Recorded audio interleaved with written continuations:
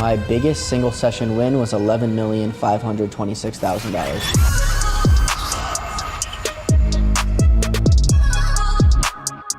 I don't know if you know, but I'm like restricted everywhere. I'm not even supposed to be in this building. What's the game you play? Slot machines. What's the most you lost in a night? Around 300,000.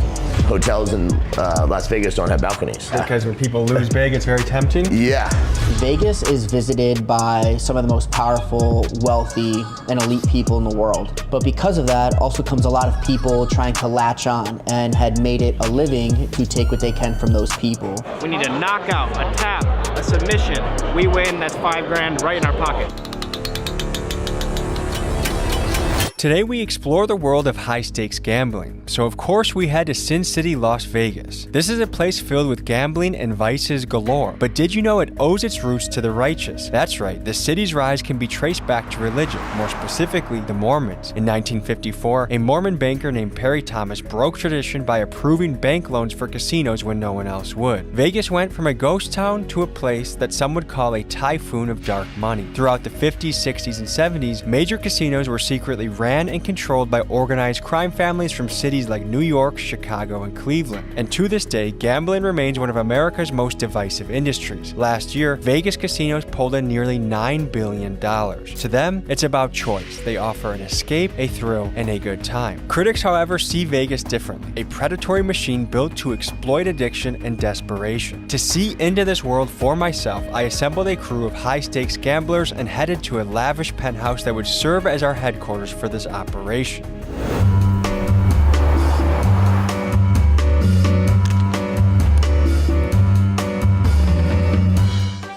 Folks, we're here in the midst of Sin City, Las Vegas. Temptation, gambling, there's dreams being sold. There's a place where hustlers hustle.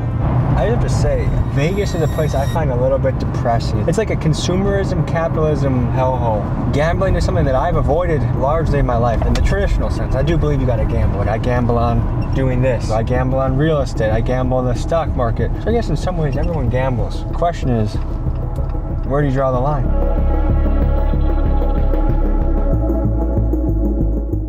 So we're pulling into the Cosmopolitan. There's a man we're meeting by the name of Raja who has a suite somewhere up here. Nice to meet you, brother. Nice to meet you. And where are you taking us right now? Taking you up to my penthouse suite. How often do you live like that? Pretty much every casino I go to. What attracts you to Las Vegas? You know, I've just always gambled. I started gambling when I was young, at 16. What's the game you play? Slot machines. What's the most you won in a night? $1,081,000.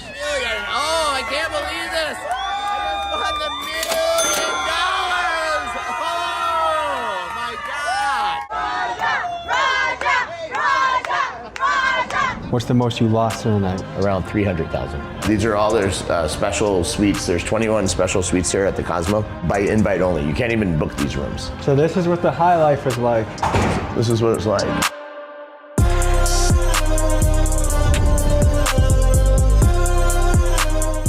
So it's got a hot tub, massage table. You take advantage of that? You know, I never really get massages in the room. One interesting, really fun fact is, do you know why all the hotels in Las Vegas don't have balconies? Because when people lose big, it's very tempting? Yeah. I know, people personally who have lost everything, and then when they had the shooting on the Strip, that was a guy who lost all his money, went upstairs to his room, and unfortunately started shooting at people. The reports that Haddock was gambling $10,000 a day before the massacre may be a clue. Haddock checked into the hotel a few days ago and, according to sources, spent much of his time there gambling thousands of dollars at the casinos. So, I mean, there's been tons of stuff like that. You know, Vegas is a show. It's a place to have fun. It's a place to have a good time. And, if you go too deep down the rabbit hole, you could fall for it. But, if you're focused and, doing your thing and having a good time, then enjoy the ride. Would you consider yourself a professional gambler? I've had the last couple of years have been very good, and especially with winning $1 million. But I wouldn't say that long term and over the course of my life that the gambling's paid for everything I have. The influencing now that I'm getting paid for and the sponsorships and different stuff like that definitely is making a good chunk of my money. Slot machines are a set percentage. It's pure luck, isn't it? Yeah. Do you know what your actual win percentage is? Most of the machines in the casinos are set to about a 9-10% hold rate. You should win 90% back, but most people play into infinity, which they just keep going. So they're just gonna run out of funds at some point. You seem like a smart guy. Choosing a game that's pure luck. Why? You have no worry in the world, and you don't have to make a decision. Just hit a button.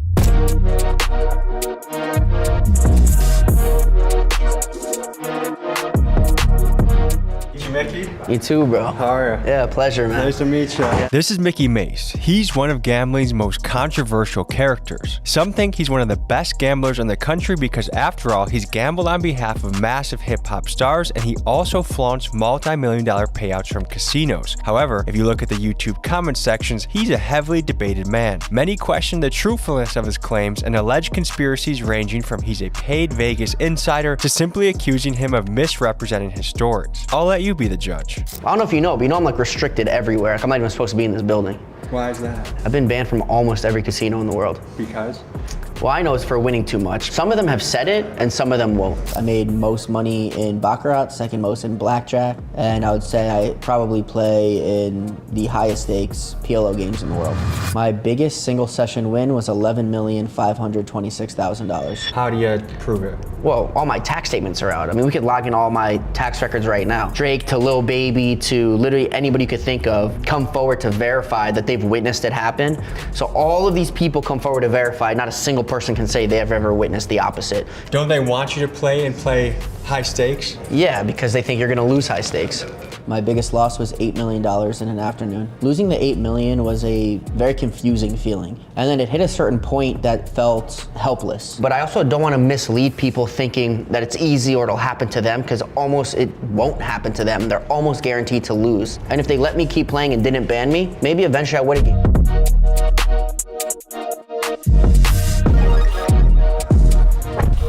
Your origin story as a business is the spam king. You sent 100 million emails a day that were spam. Allegedly. So back in the day, I was in the online advertising business. I got into email marketing, and I used to send out lots of 100 million plus emails a day, and then I got sued by Microsoft, the New York AG, MySpace. Did very well doing it, but I never broke any laws. I only broke terms of service issues, is where most of the lawsuits stem from. Paid almost $20 million in fines. At my peak year, I did 108 million was my best year. In 1 year? Yeah. This exact location of this drive-through that we're driving in, I got in a high-speed pursuit with $4.5 million in cash, and they used to do trunk checks there, and one of the security is how I got away from the guys chasing me. Why were you in a high-speed chase? I just won $4.5 million at Bellagio, which is across the street. And so to go this way on the strip, you have to cross and make a U-turn. And as we made a U-turn, I noticed that we were being followed from the valet at Bellagio. I told my boy stomp on it, he did. There's a truck behind us, stomped on it, followed us, and we pulled into here. And when we got to the trunk check, they saw all the cash in the back seat. So I just told security, I was like, yo, someone's chasing us, hold them up. And he gave us instructions. So if we stuck to the right there, it takes you to the employee parking lot. He told me how to navigate it to get out to Cobalt. And he's like, when you hit Cobalt, make a right and just get out of town. That's what we did, and we got away.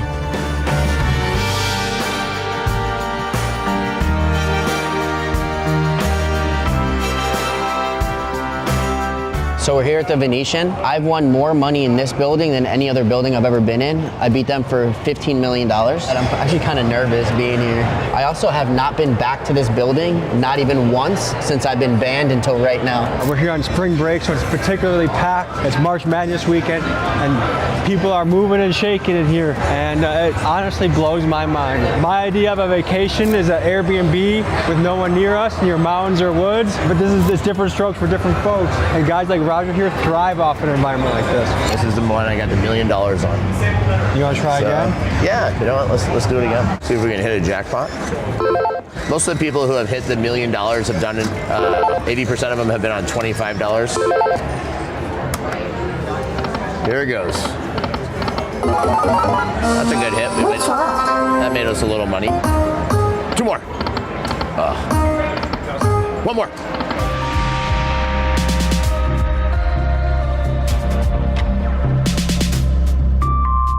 You'll stay here for how long at a time usually? Until I'm happy, you know. Sometimes if I win a pretty good jackpot, I'll quit. If I don't hit something, you know, sometimes I'll go all in until I get it. I don't have a set time limit. Were you ever married before?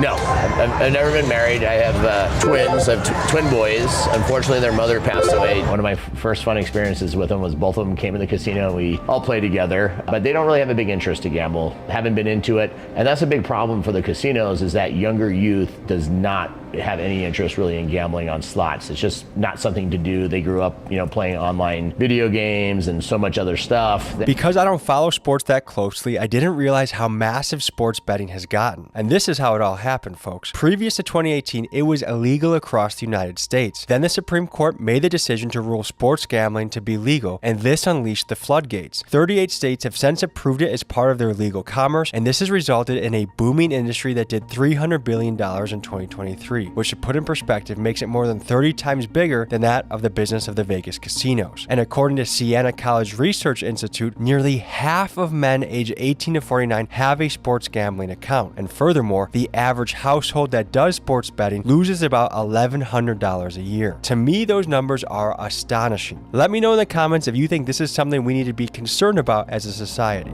How much money are you willing to lose today?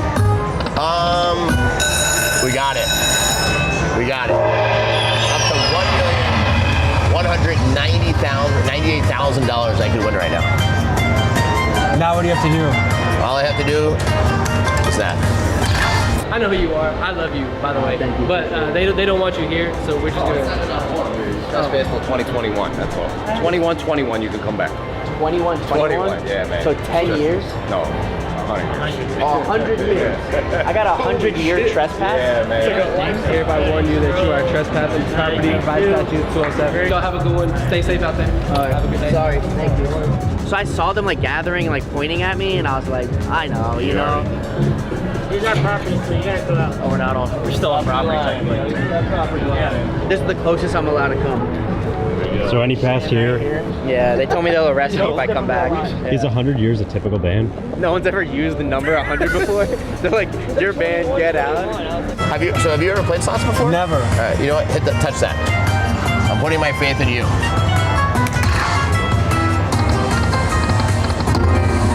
I don't think I've ever had that happen where I didn't get one extra ball. So we won $400. Not very good. And how much did we spend to get this 400? So we have 2,000 in the machine. So we're down right now about $760. Is this fun itself, or because you've already made tens of millions of dollars in other business, you just can afford to lose? I can afford to gamble from the money I've made from my other businesses, but the gambling and being an influencer now definitely helps to fund it. For people watching this that might get into this, do you advise? If you've never gambled in your life or played slots, I would tell you probably save your money. You're never going to win long term. Lucky Lacey, you ready to bring me some luck? I'm gonna try. What's the most you ever lost? The most I ever lost in a day was $300,000. For my birthday a couple of years ago, I did $5,000 spins. So I did 50 spins at $5,000 each. Plus I did 50 spins at $1,000 each to celebrate my 50th birthday. And unfortunately I lost, just during that session of 300 grand, I lost about $250,000. What's the most you lost in a night? That was between 3,000 to 5,000. This is Lucky Lacey. She's a former exotic dancer and winner of 2016 Miss Nude Universe, and she's a friend of Raja's who also likes to play slots recreationally. I tend to just take what I want to lose that day. So if it's what I would have spent in a night out having fun, then I take that. And if I don't lose all of it, then that's a win for the night. If I lose it all and go to the ATM machine, then that's the only time I really consider it being a loss. What's the most you've lost in one night? 20. What was that like? It was okay. This is John Lillis. He's a former world champion American skier who has since moved on to become a full-time sports bettor. He and his partner Chris run a Discord chat for clients that want to copy their bets. They consider themselves sharp action bettors, which is a type of strategic gambler that looks for undervalued spreads in an effort to win bigger and more consistently. Just like anything else with gambling, you build a tolerance to it, right? And if you know that you're lifetime up, or you're doing the right things and you're just catching a bad beat, or something doesn't go your way. The one thing I'd like to show you a bonus, we go down this game actually goes all the way down to 10 cents bet. I get $10 spin, so we just fast have it and see if we can get a bonus so you can see what it does. One freaking bonus here. Oh, this is big. We got the upgrade. This is big. So this is gonna upgrade us this wheel. We could hit this major right now for 12,000. We could hit that super grand for 167,000. This is big. One more. All right. So these are all gonna become wood houses now, and we're gonna get another spin. Oh, that's huge. Oh my God. We got our first gold hat right here now. So on a $100 bet on this machine, 2 nights ago, I won $51,000. So we have a really good chance at a jackpot on this one. Oh, 700, that's a good one. So we did it, got a jackpot. Boom, boom, boom, baby. 1,742.50. Wow. Not bad. This is good. So we just won a jackpot and a tenant's on the way. Yeah. Does this money mean anything to you? Yeah, I feel like I got a little revenge for what we put into it, but I mean, at the end of the day, it's not life-changing. It's not gonna change where I have dinner at tonight.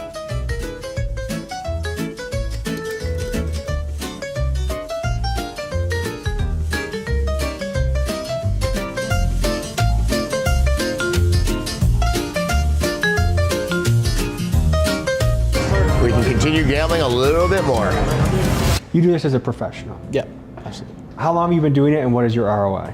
I've been gambling for a long time, right? Even in my early teenage years, playing poker, blackjack. I mean, I was the kid with the fake ID who ran to the blackjack table, and you know, I came through it very organically. Since I've been tracking and posting and helping other people win and really tracking my action publicly for other people to see, where other people can actually track what I've done, I would say we are at about 3.5 years now with a 400% ROI.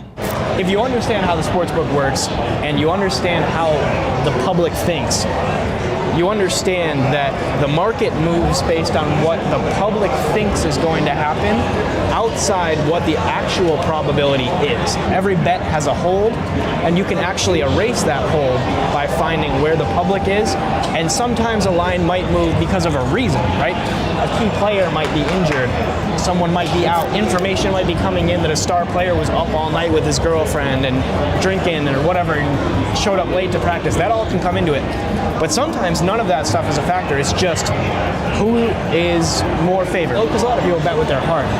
You will get more money by being on the other side of that bet. And is this your career? This is your income? Career, full-time job. What we do is, I mean, we do this every day. So we do have that secondary income stream of, there are a lot of people that are looking for an edge, and they want to gamble, but they want to gamble responsibly, and they want to So people subscribe to get your picks. We take serious bettors that actually want to treat it like an investment, that they're in it for the long term. We're looking at the UFC main event tonight. These two fighters have already fought before, a 3-round fight. They don't have a lot of finishes between them. Marvin Vettori, one of the fighters, never been finished.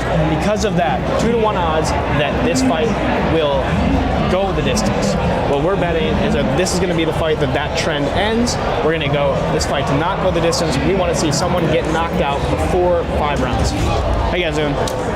You got the UFC lines? Oh, I have my biggest bet of the year going on this game right now. So if I start freaking out when Florida hits 91 points, that's why. I need Florida to hit 91 points by themselves. And 7 points in 7 minutes for Florida is pretty doable. So I want the main event. I want to not go the distance. 1,800. So here it is. Here's a slip. We laid $1,800 to win just north of 4,500. We're looking at this fight. Last fight of the night. We just need either fighter to end this thing before it gets to the judges. yes, let's freaking go, boys! Oh, that Alabama defense. I love them. They don't play defense, baby. That's the biggest cash of the year right there. 500 on Florida's team total at -110, so probably about 450 or so. And then I told the guys in the club to take it at 3 units. So whatever they normally bet, I told them to triple it.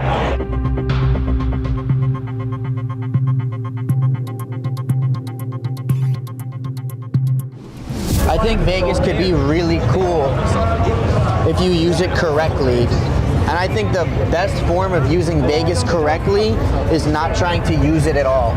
I think if you come here allowing it to use you, that's how you get the best experience out of it. You don't come here trying to win.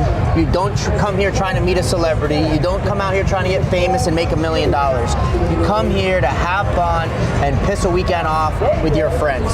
So it's filled with a lot of smoke and mirrors for two reasons. One, to take everything from those elite people, and two, because without it, anyone who's in between working class and elite doesn't really have a way out. Casinos didn't get pretty based on people winning money. So I think everything is set up mathematically. I don't think there's anything intrinsically that you couldn't find information-wise where you're being lied to. But I think things are probably psychology-wise led to make you spend more money. Everything is incentivized to get you to spend more.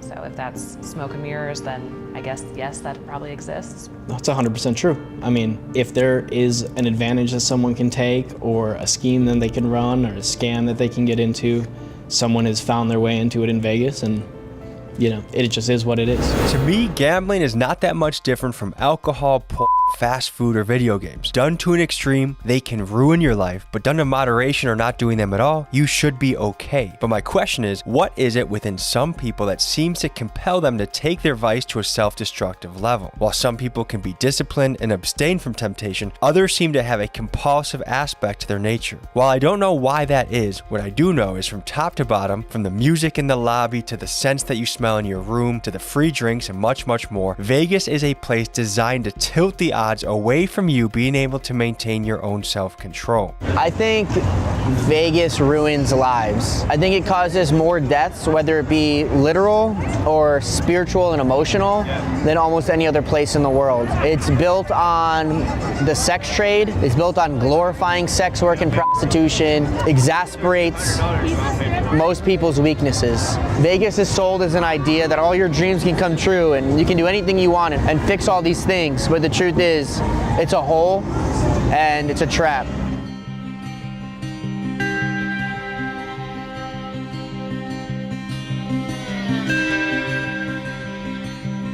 Every single thing you see here on the Strip was 100% built on your money. This only exists because you lose. I don't think you should enter any form of gambling, especially Vegas, the mecca of gambling, thinking you're gonna win.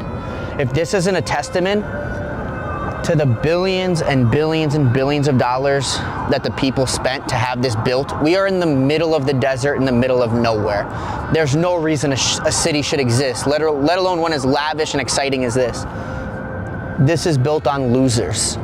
Every day, everybody comes here to lose money. Don't be foolish and think you're gonna be the winner. So here's the deal. There's one fight left. 25 minutes, 5 rounds. All we need is this fight to not go to the distance. No judges involved. We need a knockout, a tap, a submission, a disqualification. Anything of the above, we win. That's $5 grand right in our pocket.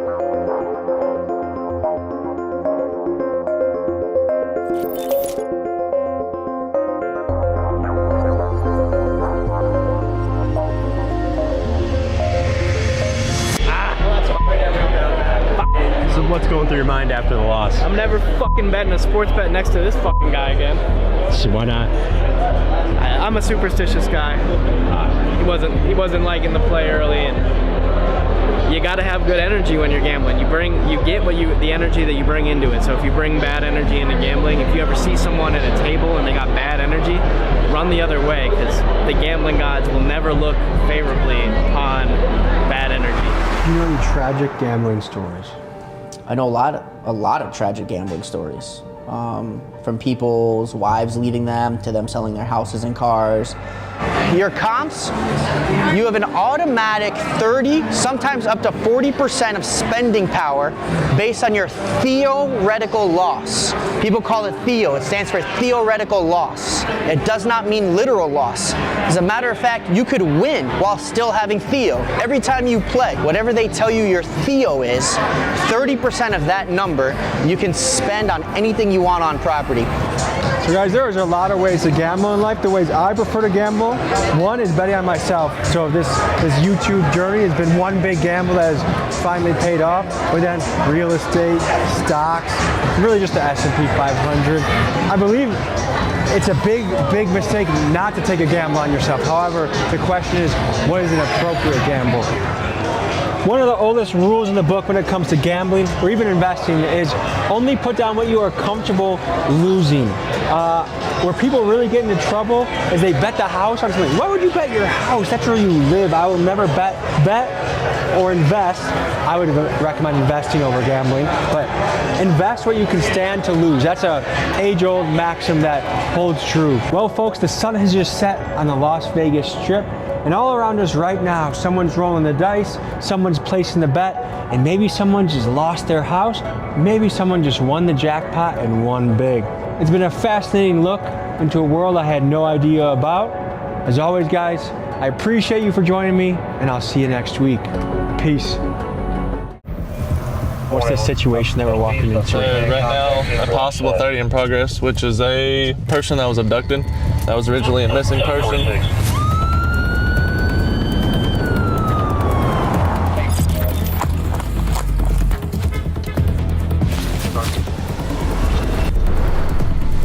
Welcome to Jacksonville.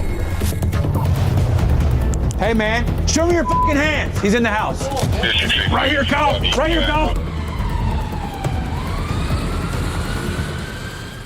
Night Patrol. This graveyard shift is notorious among police officers for being the time when wild things occur. You could be having a quiet night on the job when all of a sudden you get a call into someone's worst nightmare. Kidnappings, robberies, home invasions, and domestic violence. In this episode, each one of those scenarios I just mentioned happens. Today's episode takes place in Jacksonville, Florida, which has long been known as one of Florida's most dangerous cities. But as of recently, something remarkable is happening in Jacksonville. Under Sheriff T.K. Waters' leadership, crime stats are dropping rapidly. In fact, homicides are down about 50% year over year. And in this episode, you will meet the boots on the ground characters behind these crime fighting efforts. Over the course of 2 nights with Jacksonville police, we venture into the darkness on night patrol with the police and also with a K-9 unit. This episode is part 2 of a 3-part series we shot with Jacksonville Sheriff's Office.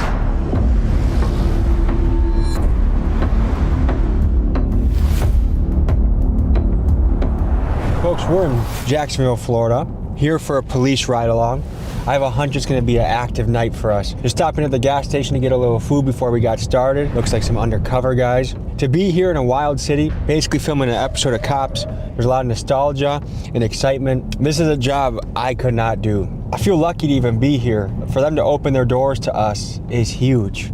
And I think goes to show the trust that we've built, that no matter if you're a billionaire, a fentanyl dealer, a police officer, a rapper, that we're gonna take care of you and do a good job telling your story.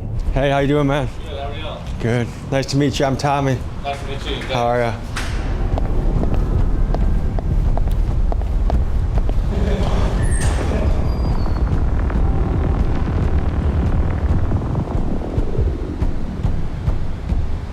Ladies and gentlemen, how you doing? We have a crew, Tommy G Productions. They're coming to showcase the good work that you do day in and day out. They want to see patrol, narcotics, task force, how this great agency works here in our community. Yeah, thank you guys for having us. We've done this with East Chicago PD, we've done it with Drug Task Force out in Memphis, and we just want to be there to be a fly on the wall to showcase your profession, and we're very coachable, so whatever we need to do, move here, do that, tell us, and we're just happy for the opportunity to be with you guys for the next few days. So just found some intel out about, I guess there was a shooting last night up in District 6. Suspect's still outstanding. No idea where he's at yet. That's really all I got tonight, so just stay safe out there, test your tasers.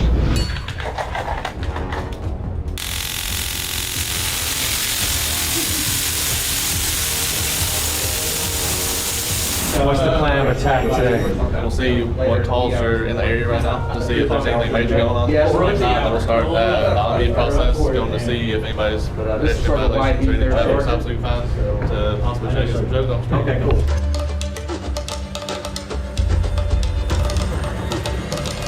So give the people the lay of the land. What's the situation that we're walking into? A possible 30 in progress, which is a person that was abducted. That was originally a missing person.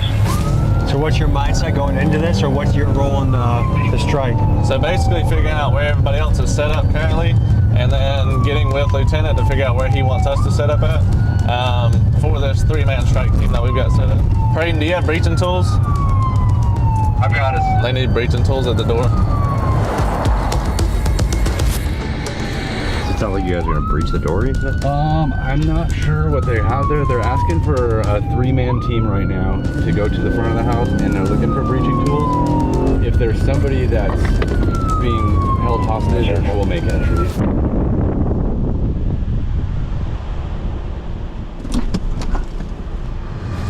What do we know so far? We have a little girl in the house. She's 15 years old. See.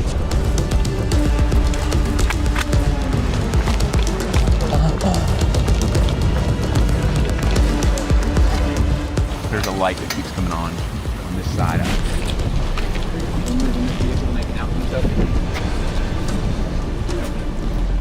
Let's move. I want to move the plane. I don't want her to be in the last spot here. Hey.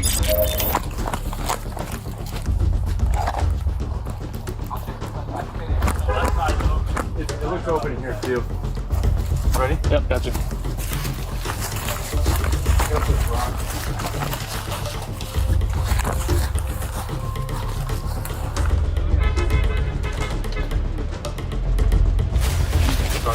Yep. Stay to this side of the car.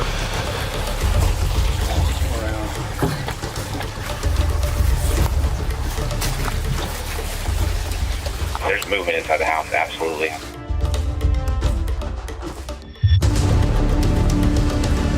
Pistols down. Stop. All right, we got contact at the front. Stand by. Step outside.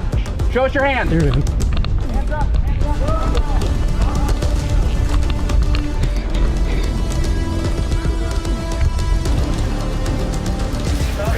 You guys. Stop moving. Like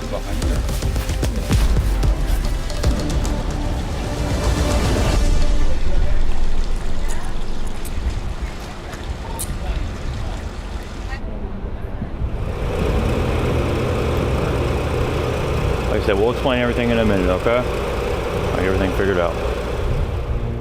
I would just like to know why. Okay, so we got a call from a resident? Yeah, it was a juvenile saying that she was being held captive here. No, there's no juvenile. We are the only ones here. I believe it. But we just have to verify. No, I am okay with that. I'm okay with you walking in. I'm sorry, I don't. I gotta bring one other person, that's fine, but.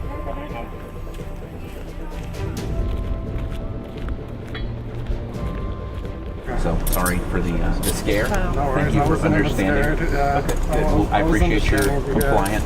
Very important. We appreciate that. Okay. Yes, sir. You need anything from us? You need badge number, name, We want to do a supplement so that we can rule this house out. So if anybody else gets this follow-up on the squad, they know that this house has been cleared.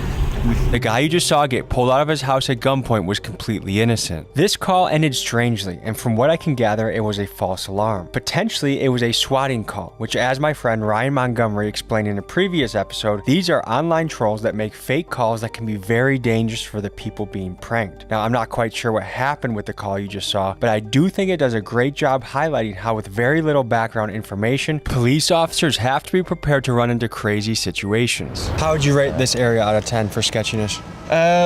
Probably a 6 or 7. I worked here when I was in phase 3 of FTO, and it's definitely a good area to learn in, especially if you have a good FTO to teach you how to maintain these streets and everything, and how to work the job. All right, I think we're good here, so let's go see what else is going on. Is this night off to a busy start? Not like you would think. Like, this is pretty equivalent to a regular night.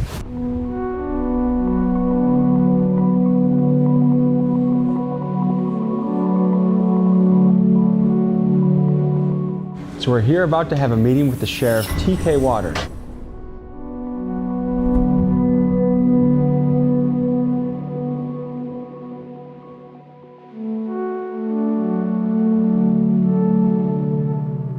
What is your message to criminals in Jacksonville? My message to criminals in Jacksonville is this: go away or we're gonna put you away, or you can quit. We're not the agency that you wanna try. Stop committing crimes in our community, or we're gonna get you. We're coming for you. One of the things I'm most curious about is if you look at the homicide rates from 2022, 2023 to 2024, the city's dropped almost in half, which is remarkable. It is remarkable. What's the secret sauce that's cooking here? Man, hard work. Listen, proactivity is not a dirty word. Proactivity is what we're supposed to do. Proactivity is a part of one of the basic parts of police work. If you see a police officer just sitting there, he better be sitting there or she better be sitting there writing their police report so they can get on to the next, whether call or out there being proactive, looking for people that are doing things they should not be doing in our community. Okay, so we're on to a shots fired call? Yes. Sometimes it's hard to find where the actual shell casings are, even with ShotSpotter. So everything is based on the call notes here. So this was 10 minutes ago. They didn't hear anybody screaming. They didn't hear anybody yelling. You kind of got to go in thinking that the people who did it are probably already gone, but you always want to keep your head about you. The person that reported this, what are the odds that she'll actually speak to you now that you're here? Both of these people are not wanting to speak to us. So they're just informing us that there was shots in this area and they want us to come and check it out. And they don't want the neighborhood to see them talking to you. Exactly. Unfortunately, things like this, since it's not a specific ShotSpotter area, we just have to get out and canvass the area for possible casings, anybody possibly hurt. And then if we do find the casings, then we collect the casings and take them into processing. This is the NIBIN laboratory for the Jacksonville Sheriff's Office. This is Jacksonville's Crime Gun Intelligence Center, CJIC, and this office uses the National Integrated Ballistic Information Network, or NIBIN, to analyze ballistics and help solve gun-related crimes. By leveraging NIBIN, the Jacksonville Sheriff's Office can quickly process and compare ballistic evidence, leading to more efficient identification of suspects and connections between crimes. For instance, when casings are collected based on ShotSpotter alerts, it has yielded a 42% hit rate when processed through NIBIN, and this links gunfire incidents across multiple jurisdictions. So instead of saying it's a boy or it's a girl, you say it's a 9mm? It's a 9mm, but is it a 9mm that goes to that? Because there's different characteristics of the 9mm depending on the gun. Did y'all hear any shots fired or anything? Okay. Thank you. I ain't got nothing. Where we have ShotSpotter areas, we'll typically find the casings more often than if somebody just calls them in like this. But without an exact area, like ShotSpotter can give us, we don't really know where to look. And so you guys have a testing facility where you fire a gun and then you examine it? We do. It's a bullet recovery tank, and it's got a portal that the examiner holds the gun, shoots into the portal, into the water, and the casings are ejected out in a semi-automatic. We collect the casings that we know went to that gun, collect the bullets, and we bring them back here to image them. So is it frustrating trying to solve things, but you get very little help from the community? Yes, but we also have a lot of different avenues that we can use to try and find suspects. Gun laws in Florida are pretty good for the gun owner, right? For the most part, yeah. So there's some heavy shit on the streets? Oh yeah, for sure. So what's your why? What gets you excited to wake up in the morning to do this? Just something new every day. You literally can't put the same day into another day, like, because it's always different. You never know what you're gonna get. Would you say that this job's your calling? I think public safety as a whole is. So some Americans would look at the drug laws and say the war on drugs has not worked, and why are people still getting busted for things like weed? What's your take on that? Drugs are always going to be on the streets because we don't have the manpower to catch everybody, nor the assets to be able to do all of those things, to be able to take them all off at like one specific time. That's why our specialized units try to hit it as hard as we can. The biggest issue with it is the amount of fentanyl that's being laced and all this stuff that's like, it's killing so many people. We're definitely in the trenches right now. Oh yes. Hey, y'all come talk to us for a second. Y'all know y'all gotta be on the sidewalk. Yeah? Okay. Yeah. The police, they liars, manipulators. What do you think it would take for the public to have a better relationship with police? Better communication, I guess. I don't know, because I went to jail for some stupid shit, like, and the police should be more honest about stuff, because they will sit here and make you feel comfortable to talk to them and open up, just for them to like do the complete opposite of what they just made. They made you feel safe. All right, here you go. Honestly, I feel like just like now, everybody should be free, and we shouldn't have nobody trying to how to live their life, because God gave everybody free will to live their life, and we shouldn't have no police just trying to stop them. They don't really be helping, they be killing and stuff more than they be helping. That's all I'm saying, but y'all be safe tonight. Did he already tell you about the lights on your bike? No. I'm leaving right here. No, you don't need to leave it. You can walk with it. Right there. I don't need it. You're fine. Stay off the road. All right. So their attitude to the stop was, I'm an adult riding a bike, why am I getting stopped by the police? But you're still breaking the law based off Florida state statute per you being in the road when there's a sidewalk provided. So that gives us right to be able to stop you and inform you about your violation and possibly give you a ticket on it. You don't have to give a ticket. It kind of just depends. So what type of issues do you see facing this particular neighborhood the most? Domestic violence and then burglaries to conveyances. There you see there's cars everywhere. Most criminals know that cameras are only going to pick up so much. If they've got a mask on, they can come and bust in that window right now and get whatever they want out of it and get out of here, possibly before an officer's even on scene, so they might be able to get away with it, kind of thing. You could wave a magic wand and change one thing about these areas. Probably more job opportunities, because that's mainly what people want. People want to be able to make money to afford for their families. How do we get more job opportunities to the hood? That's a tough one for me as a sheriff. I think the opportunities are there if you want to take the opportunity. Let me use myself for example. I'm not perfect, right? As soon as I became old enough to work, there was a job there for me. Whether it be bagging groceries at 13 years old or working a summer hire job in Europe when my dad was stationed in Germany, working a summer hire job and then going to bag groceries when it's done. The reward of being able to earn my own money is tremendous. It's a sense of accomplishment. The jobs are there. They might be smaller jobs, but certain jobs I believe are entry-level jobs anyway. So take those entry-level jobs. We live in the society that we live in, because we live in America, there's a sense sometimes of an entitlement. Let's not have that attitude. Let's realize that we have to crawl before we can walk. Start where you need to start and move up. The jobs are there.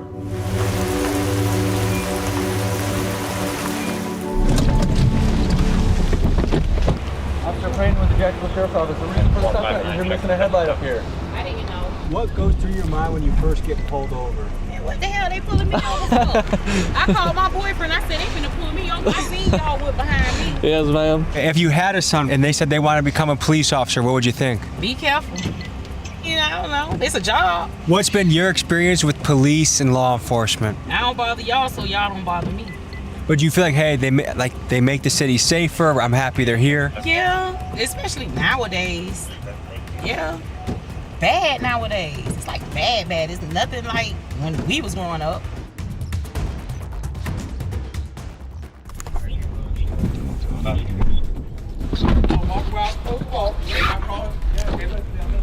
On the left hand side, this is why my license is suspended. My license got suspended. Now I gotta try to go do something else as far as work, because I done lost my job. Because y'all wrote me a citation, y'all told me to walk on the left hand side. So on the left hand side, there's no sidewalk here, and there's no sidewalk here. I looked it up in the statute, it says walk on the left hand side if there is no sidewalk. How many times I gotta get stopped today? Okay, well, they were probably This don't make no damn sense, man. Y'all out of control, man. Y'all already taking food out my son's mouth. Y'all just gonna keep harassing me every fucking day. I get off work, walking, you can't walk here, you can't walk there, you can't walk here. Why am I always being harassed, bro? I'm just tired, bro. Stay on the sidewalk. I'm tired, bro. I'm tired. I'm tired. I'm letting you know I'm tired. All right, I know what to do. One of the strategies Jacksonville police champions is a tactic they call proactive police work. It's when officers pull people over for minor infractions like driving with a broken taillight or walking on the wrong side of the street, and this gives them the legal means to investigate for more serious crimes like felons with guns, drugs, and outstanding warrants. Supporters argue that this approach takes dangerous criminals off the street before they can do any harm. Critics, however, see this as a form of harassment. Let me know in the comments what you think. Are you a fan of proactive police work, and would you want this done in the city where you live? We had an interaction with a man last night who was walking in the street and he got pulled over. He got, licensed, and he felt like he was being harassed. I'm an adult walking down the street, and the police officer we were with said that, we got to look at the little things because they could turn into big things. But, you guys have done a fantastic job cracking down on one of the biggest crimes there is, of murder. How do you balance that with not being overbearing on the population? I'm an adult walking down the street. Why are you pulling me over with 2 squad cars? So first of all, where was he walking? Second, what time of night was it? Third, was there a call for service about a suspicious individual, which happens quite often. You don't do a drive-by when you're walking through a neighborhood. You do a drive-by because you're in a car with weapons and you shoot at people that, whether it be a rival gang member or something like that, and then sometimes innocent people in our community fall victim to that kind of stuff. So we stop cars, and we look for reasons to stop cars. part of the process. It's part of what we're supposed to do. You can watch video after video of people saying, oh, you're violating my rights, you're violating my rights. But if you call me because someone's in your neighborhood that you don't recognize, or they look strange, I have a responsibility to answer that call and find out what's going on. In Milwaukee, the statistics came out, that's where I'm from, that police contact to civilians was down like 40 or 50%. They were less likely to do a traffic stop, less likely to pull someone over. We inherited things from that era of, you know, anti-police sentiment was at an all-time high. How did you guys combat that or work around it? You have to stay steadfast through the good and the bad. Every interaction with the police, for the most part, is negative, whether it be a traffic stop. It's not negative in the sense where the officer's unprofessional.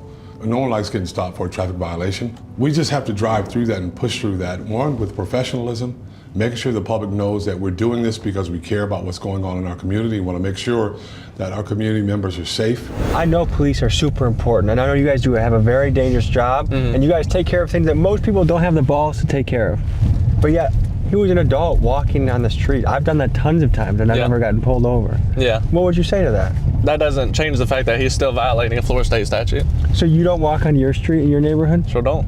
Because we talk to a lot of guys in neighborhoods like this, and I think how they feel is they feel like it's one big system that's kind of against them. Yeah, unfortunately, it's not against anybody. We're just enforcing the law to mitigate other issues, like the dude that got run over right here, just like that guy right there. No, that stop sign right there with the hand that says don't cross, and he's in the middle of crossing right there. Dude died right there, right in the middle of this road right here because of him and his violation. That is the exact reason why we do this stuff, is to mitigate these issues. And then he wants to come at me like I'm the bad guy when I'm just trying to enforce a law to keep him from getting hurt. Did you have to respond to that scene? I sure did. Dude was dead right here. I don't judge people. It's not my job to judge their character or them as a person. I'm just out here to enforce the laws. It's either 566, Signal 13, Acorn, and Church Street. Hey, man. You ain't got no light on this thing. You need to get one. You need one for the front and rear. You gotta have one, a white light on the front that's visible up to 500 feet, and then a red light on the back. Yeah, you gotta have a light on here. We got a lot of people getting hit out here. Thank you. Just hang out with this officer, I'll be right back. She works at Daly's in Mandarin. Holy cow. She rides her bike to and from work, hour and a half every day. Yo, that's commitment right there. Yeah, that's a long way. Here you go. You're all good. Just make sure you get a light for the front and the rear of it, okay? Yeah, I be having scares on the bike, so. Exactly, yeah. We ain't trying to have scares on the bike. That's why we pulled you over, just for the same instance. Yeah, so, I get you. That's a long way to ride a bike. Holy cow. Yeah. But she just got her vehicle stolen last year. I think that just goes to show how much that impacts someone's life, that now she's spending 3 hours a day biking to work. Yep, exactly. What are we running into? So we got a 21 burglary to a residence just occurred. Complainant residence suspect is complainant's son, so possibly could be civil because they're family members, but we still don't know that yet. Son came in through the window. It could be civil because the son could have a key, but she's saying it's a burglary, so we have to treat it as such for a burglary. Her own son? Yeah.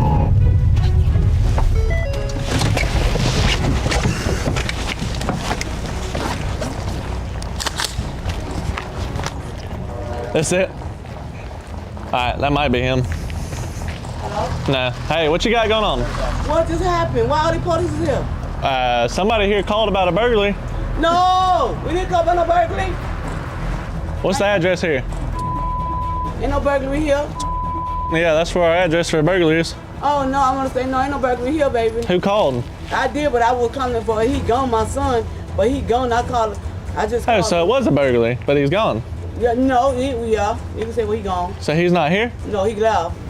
She called the cops, but then acted completely surprised that you guys showed up. Yeah. What is that about? I don't know. It's pretty dead. So what do you guys make of that situation? That's a common thing. Parents calling about their kids because they don't want them in the house. And then we show up because we have a call for a burglary. And then she doesn't like that. So then she doesn't want anything done. And if she doesn't want any police services, then there's nothing we can do. This is a thinking man's game. There's so many statutes and laws. This isn't just a brute force job. This is someone that you have to really be on your toes and aware of things that are changing all the time. Yeah. What is that like? It takes, I guess you could say it takes a toll on how you have to think about things. It also is a way you have to think about things when you go into a call. So sometimes when you go into a call, you have to like think about all these statutes that you have to follow per Florida, or all these policies that you have to follow per JSO. You have much bigger cojones than I do. Thank you for taking us out tonight, and stay safe out there. Will okay? do, thank you. That concluded an action-packed first night with the Jacksonville Police, and we were told the next day would be spent with a legendary officer on the K-9 team. Let's meet the guy. Sarge, tell the people who you are and what you do. My name is Sergeant Plogger. I'm one of the 3 K-9 sergeants at our JSO K-9 unit. What kind of stuff have you seen in your day? Have you been shot at? Yes. Have you gone on foot chases? Oh yes, like working behind. When I was a K-9 handler, yes. I mean, all that stuff. So the K-9 unit only deploy on typically, violent felony suspects. So usually when a K-9 unit is being asked to respond to a call to assist, they're going with the air unit as well, and it's usually someone who's done something very violent and then ran from the area. And how have you seen Jacksonville change over time, keeping in mind the homicide rate was almost double 2 years ago and has gone way down? Yeah, so our Sheriff TK Waters has done a phenomenal job. He's definitely increased the proactive policing initiatives, putting his officers in areas that are extremely more violent than others. What's the secret sauce that's cooking here? Man, hard work. Listen, and I think everybody knows this. 2017, 18, 19, 20, weird times in the United States of America, where you vilified, and you get to a point where around the country where, all right, I want to do this, I love my community, but if I do this and then something rough happens, they're gonna persecute me and drag me on the news, drag me on YouTube, Facebook. At some point, officers began to take a step back. We didn't really notice it that much here, but if you have a person that feels like they're gonna be persecuted for doing a job that not many people want to do, and what it takes to be able to get here, you have a tendency to want to slow down. Well, what we've done here is proactivity is not a dirty word. Proactivity is what we're supposed to do. Proactivity is a part of one of the basic parts of police work. So what are we walking into right now? This is just a parking garage we were using for training. This is a 4-day tracking class put on by a really good trainer. And he's just teaching his theory and methods of how to implement getting these dogs to track and keep their nose on the ground on hard surfaces, which is the most difficult for dogs to do. And what are these fellas about to do right now? Run a track, so we'll get to see the dog work a human odor in a direction and complete it all the way to the end. And that's what we're working on. This is hard surface tracking, so obviously not grass. This is the most difficult tracking that you can do because there's not grass and dirt and moisture up here to hold that human odor. So we're working on paying the dog right from the start. You see he's locked onto his little bit of kibble, but blended in with that kibble is where he has laid a track all the way around this. Take a step, nice. Move, slide line, very nice. He's working like there's stairways there. The track goes past the stairs, the dog goes in the stairs, but then makes that turn and follows it down to the end. So now he's following odor exactly like we want to do, and that was his marker. How bad can a dog bite somebody up? Permanent bodily disfigurement, like helicopter flight to the hospital. We got a call? Training program. Hey, brother. Oh, have a good one. Good meeting you. We just got a call? Yeah. What's happening? Something about fleeing a lewd warrant. We'll check the computer when we get in the car. So what'd you say this is a dangerous job? K-9 is probably the most dangerous job in law enforcement, in my opinion. It forces you to take exposure. So, our SWAT guys deal with like the worst of the worst. Those guys are highly trained, right? But then they have a lot of armored vehicles, and most of what they deal with are high-risk search warrants and barricaded suspects. When you have these violent criminals who do the things that they do and they run off in the woods, you have no idea where they're hiding. So you're having to take, your safety and put it in your dog's hand and your dog's nose, really. And is this a lights on speed in there or just cruise there? I don't do that a lot, man. You got people on their cell phones driving, dude, right? They're not paying attention, and all of a sudden they hear sirens and see lights and they freak out even more. Like what we saw in the last few years, now people are comfortable calling shit out. Like when they see a convenience store robbery, like the comments online are just dragging that person, like what a piece of shit, blah, blah, blah. Like, and I think young men they want their cities to feel safe again. They know they can do something about it. Yeah. Yeah, no, that part's true. I can definitely see that. Because it does feel like we went through like a lawless era. Oh my gosh, like, man. Oh, someone steals their car? Well, they're not out next day, so they don't even care. Oh yeah, it was like the George Floyd thing, and then you had COVID right behind it. How did the George Floyd incident change policing in America? I think it helped turn a lot of the general public against or feel like that it's a lot more corrupt than it really is. I think that was a difficult situation. That's still not indicative of the police departments across America. We handle about 800,000 calls per year for service. We stop our cars, we go inside stores. We have public police contact, right? Not even logged out on, just contact, where we talk to one another and see each other. Out of that, did we have, what, 7 officer-involved shootings last year? Out of millions of contacts, millions. And so you put that in perspective and you tell that story, it helps clear it up a lot.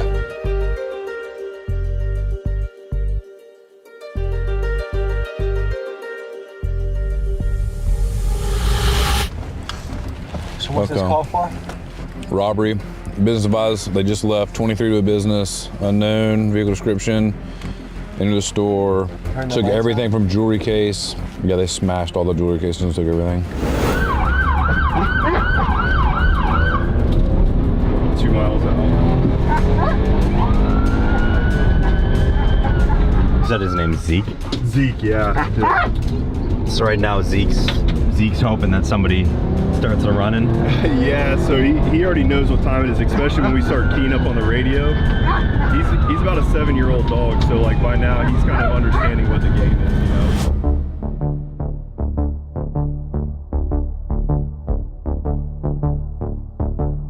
We're here at the scene of a robbery of a jewelry store. It's a smash and grab, but they did leave blood on the scene. But we're trying to figure out, there was 2 suspects, where they went, whether they took a vehicle, and how much is missing. So the employees are shell-shocked. They just had a crazy thing happen on their watch, and they're kind of picking up the pieces and packing up and going home. And so this is now the investigation starts, tracking these guys down, trying to figure out who did it, where the loot's going, and apparently it was just tax season, so people have been running in here buying things, so there's a lot of activity, hard to sort out who may have been who. So now the police are trying to look for suspects and figure out the next step. Does any part of you get excited for calls? Like, man, so that is my problem. I absolutely love it, right? But I have to make myself stop because like that was the whole thing. The pact that I made with my wife. Hey, I'm gonna get promoted and I'm gonna get away from the craziness because it drove. Like, it's not just me that goes through this. My wife goes through this stuff too, right? Mm-hmm. And when my police dog got shot, man, it hit us, man. It hit us hard. That was very traumatic. So how did your life change after your dog got shot? Oh man, it was very humbling to, you know, go through something like that. Numb to it, you're not as affected, but then yeah, I think it was worse because you have a working relationship with a dog that, I mean, dude, when I was working that dog on call, I was with that dog more than I was my wife. Officer Plogger is referring to one of the most gut-wrenching moments of his life. 3 suspects on the run shot at police and the police returned fire. In the chaos that ensued, Plogger's dog Huck was hit with multiple rounds. Frantically trying to stop the bleeding and save Huck, the police put pressure on his gunshot wounds and quickly got the dog on a helicopter to an emergency vet. Huck unfortunately lost part of his front leg from his injuries, but the good news is he survived. He had to retire from his canine duties, and he now lives full-time at his pal, Officer Plogger's house. We're en route to a domestic violence call.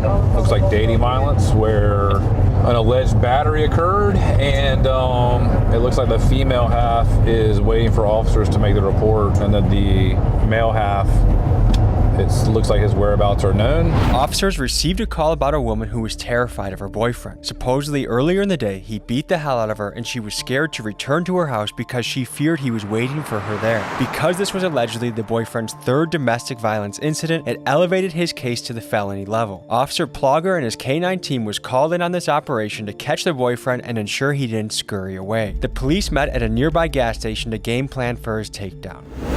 What's y'all's plan from here?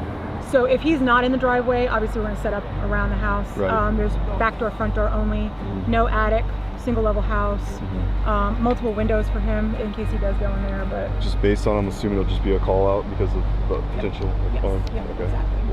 So do you want to go Old Kings to West Moncrief? That way we don't have to drop by the house and just stage on Leona at the dead end right there, and then we'll come in. We'll have canine primary since the dog will be primary on a runner. Yep. And that way, if he just squirts to you, you can have eyes on. All right, so you want me on Leona by the dead end? And we're not going to move in to attempt contact until you tell us you're set. Okay. So because she's giving permission and she owns the house, do you need a warrant to go in? No, so she's saying the house is locked. She's saying that he is texting her and telling her that he is at her house waiting for her. Is she kind of helping set it up a little bit? I mean, she's giving us the information of where he's at. So yeah, she's assisting on where he's located. We still don't, we haven't confirmed he's there though. We won't know until we get there. I think the victim told the other patrol officers that she feels like it's escalating, that she's in fear that he might, escalate it more. Obviously, we run through different scenarios on how the suspect maybe reacts. Maybe he runs, maybe he just complies, maybe he runs in the house, which creates a whole nother dynamic with barricade. So just kind of game plan in different scenarios in my head that might occur. We're camped out. Yeah, I know. 2 houses down. Just waiting for the word to sweep in. Yeah. Y'all ready? We're going in. Y'all got your comms down? Yep. Holy shit. I'll take comms if we get a runner. So let's hug close to that house. Yeah, it is. I did see a shadow. Hey, when we walk this, we need to reach out to her and see if she saw anybody pop out. No, I think he's long gone now. Is that busted out? Hey man, show me your fucking hands. He's in the house. Hey. Show me your fucking hands. It's the police. We want you. I didn't do that. We want you. Go to the front door. Hey, hold. He's going to the front. He's going to the front. Right here, Kyle. Right here, Kyle. Put the dog in. Put the dog in. Get your dog out. Hey. Put the dog in. This for my safety, bro. Wait. Get out. Get out right now. You're gonna get bit. I'm coming. Get out right now. Don't do that. Get your ass out the house. What am I? Go to the ground. What am I doing? Go to the goddamn ground. Go to the ground. Go to the ground. What am I doing every time? Go on your fucking stomach. I'm on my stomach. Don't you fucking move. I'm on my stomach. My name is Octavius Alexander. I stay in this house. The key in my pocket, Mom. Relax, Roy. Relax. I'm relaxed. We're gonna tell you what's going on when we're ready. Just chill. Oh my God. Is there anything I need to know about any weapons or anything? I got weed in my pocket. That's it. I stay here. You can call the owner. She we will. Man, listen, man. Y'all tripping, man. And you got the dog finna bite me and shit. You threatening to bite me with a dog and all that. I ain't did nothing. And I got code to the house. How the what is going on, bro? That guy was as close as you can get to getting dog bit. Because going by what the victim stated, he's not supposed to have a key to the house. So they're gonna have to revisit that and question her why he might have a key. At what point will you explain to him? I'm not. That's their job. We did what we came to do, which was locate him. So, and hypothetically, if I'm in an arrest situation, I don't get to know why? We can tell you your charges, yeah, but we don't have to explain all the details. That's what your first appearance court is. Like, that guy was escalated, right? He was very elevated, upset, obviously. So we don't have to, when you ask, we don't have to tell you at the time that you ask, right? We're trying to de-escalate and calm him down because he's still riled up. They have to search him. We still don't know if he's got a gun on him. So there was an incident that happened earlier between you and your girl. That was earlier, yes. Okay, put your hands on her. No, sir. We didn't even go through it. Okay, so how did she get all her bruises on her? Man, that girl come up. She has bruises. Listen, man, I don't like this. I do not like this. I'm going to reiterate everything. So you didn't put your hands on her? No, sir. There should be no reason for her to be absolutely terrified of you. She's not terrified of me. I just spoke with I'm going to quote her. She said you beat the shit out of her. Man, I ain't do nothing like that, bro. You do have a violation of your probation. No, you're going to jail. Why am I going to jail? Okay, domestic battery, second and subsequent. Man, you're also being charged with resisting. Listen, whoa. Man, that's wrong though. That's what you did. Those things kind of ravel out of control pretty quick, huh? Yeah. There's always room to improve on everything we do. Nothing ever, in my mind, goes perfectly. And if guilty, this would be his third domestic violence? I don't know. According to the patrol officer who's their primary unit, she's saying it would be his third domestic with the victim. So he may have priors before that, I don't know. The average person does not get to experience stuff like that. I know, but see, this is what the job does, because like to me, that's not even a tick on the meter. Like that didn't even get my blood pressure. So same thing, when I'm in there with the Gaines or like the Tijuana guys, like I've been desensitized to where it's not a big deal. There's something wrong with you, dude. But what evidence did they have on him? Did they have any? Evidence? Yeah, with the text messages and stuff, like I'm gonna beat your ass, or? So I don't know, they had the domestic battery. I don't know, but it was his third subsequent offense, which brought the felony into play. Oh, so they already had the charges? Yeah. They had the felony, the domestic charge on him. But okay, not a warrant, just PC? Yeah, that's why we were talking about the violation of probation. And Okay. Else. It was kind of. So what's gonna happen to that guy? He'll get a first appearance court in the morning and a bond set. And he was scared of that dog, so I'm sure it helped with his surrender. I mean, 100%, that's a benefit too. Yeah, so. We got into some crazy situations. The officers were brave, and I'm glad that everyone is okay. No one in the entire 2 days was harmed in the filming of this, both the criminal, the suspect, the cop, and us. So it's a good day, and things march on. So if you're interested in the murder rate going down, then this is a city to sure check out and look into and ask, what is the recipe they have going on here? So I'm excited to see the comments on this one, excited to see what you guys think. Thank you for joining us, and we'll see you next week. This is part 2 of a 3-part series. Thank you to Vic for bringing us in. Thank you to Sheriff TK, Officers Wood, Officer Plower. Thank you guys, and we'll see you next week.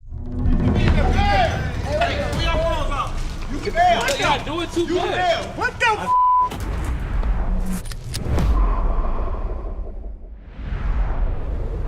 What gang affiliation done the most gangsterist historical shit in Los Angeles?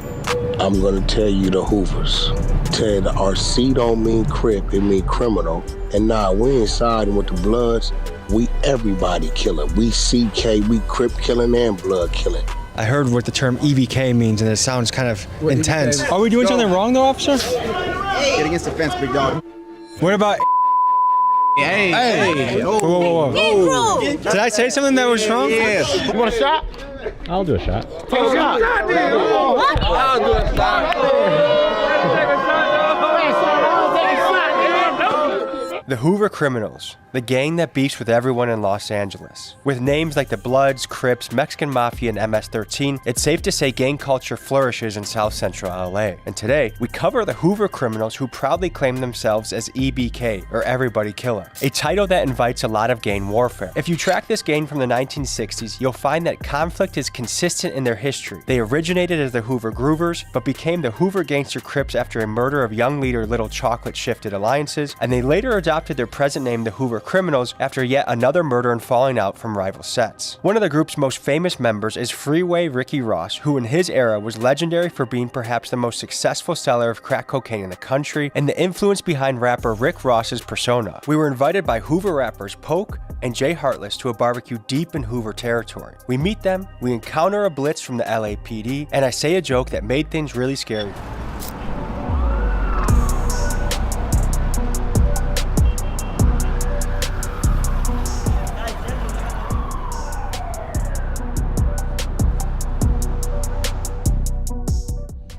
So we're going to be going to visit one of the most historical street gangs of all time. So much of the roots of rap and hip-hop culture stem from the area that we're in, and same with gang structure in America.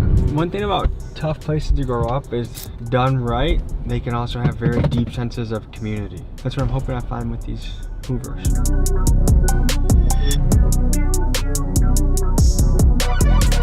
What's up, fellas? I'm Tommy.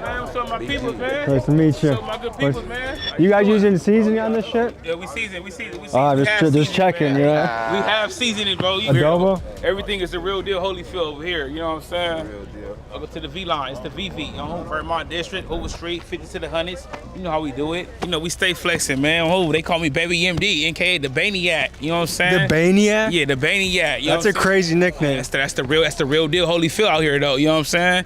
Welcome to our section, though. We're gonna get y'all a whole little tour how we get down over here. You know what I'm saying? You're just putting a grill together, getting some food ready to go. We do all that. You know what I'm saying? We live and direct over here, though. You feel me? But it's dangerous over here, though. Investigators are on scene here of a triple shooting in South LA that claimed 2 lives. Teenage boy is dead after a shooting. We have learned a person of interest has been detained tonight. Key news in South LA. A 14-year-old boy is among 4 people wounded in a drive-by shooting. But at the same time, it's full of talent, full of good potential, special, you know what I'm saying? All that. We just got back from Tijuana yesterday. You guys ever been? It was at Hong Kong. We were in Zona Norte. How was it? It was good. We kind of met with a little a guy that kind of ran his little area, but he gave back a lot to the community. You know what I mean? You speak any Spanish? Give the people a little language lesson. Estás aquí en el barrio de los Hoovers, pero yo soy de la Gardena 13, yeah. The Hoover Criminals are a collection of mostly black sets across LA, but to an outsider, it can be tough to track who is on whose team. For example, the orange-wearing Hoover Criminals beef viciously with most Crips sets, but they do have an alliance with the 5 Deuce Gangster Crips that oftentimes sport blue. To add further confusion, they have also joined forces with at least one Mexican gang, 13 Gardena, which you see mentioned here. The reality is, street politics are ever shifting, so to a person not from here, it can feel impossible to know whether you would be in a friendly or enemy territory. But to a guy in the streets, it's something you know like the back of your hand. I'm Poke, bro. Hey, nice to meet you, brother. I went to the front looking for you. I didn't know you was. He came through the back way. Yeah, I told him come through the back way. I saw a couple of cops in the front, by the way. It's You all guys- good. They always be trying to babysit type shit. Are they normally there, or are they here because you're here, you think? Like you guys They are? be having little events and shit cracking up here for the kids and shit, for the youth. So they be just watching over. Cause you know, a lot of shit be happening over here, so it's freaky. I listened to like one thing on YouTube on my drive here, and I was Whack 100 being like, Them niggas took a blue rag, put it down, said our C don't mean Crip, it mean criminal. Our rag is orange, and now we ain't siding with the Bloods. We everybody killer. We CK, we Crip killing and blood killing. I heard what the term EVK means, and it sounds kind of What intense. EVK mean? Everybody killer. Everybody killer. Ah. Everybody killer for sure. That's a lot of people. Everybody? Everybody's everybody. I ain't even gonna lie to y'all, you know what I'm saying? This is how we do it over here. Hey, our big homies raised us right, you know what I'm saying? It's so much that we know that we don't show, but y'all learn later on in life.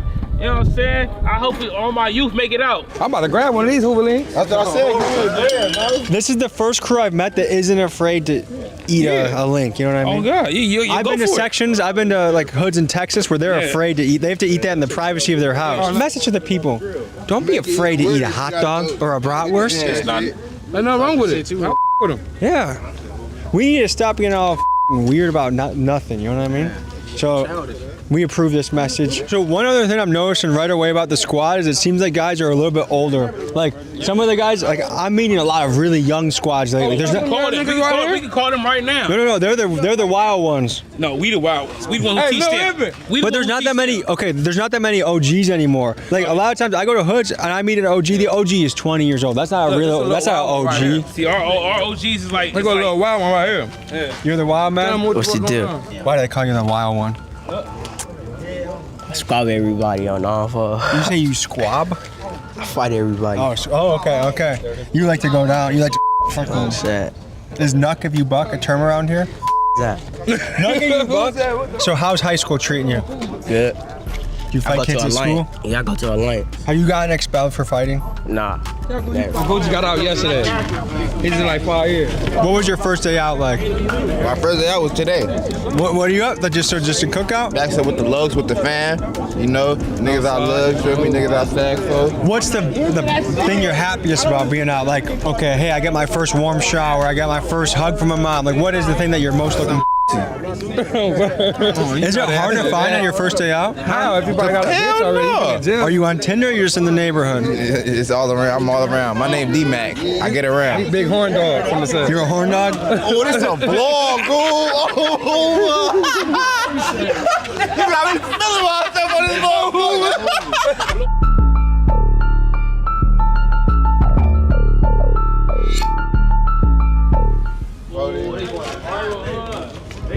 There they go. Are they running in here? Is there there's a chase?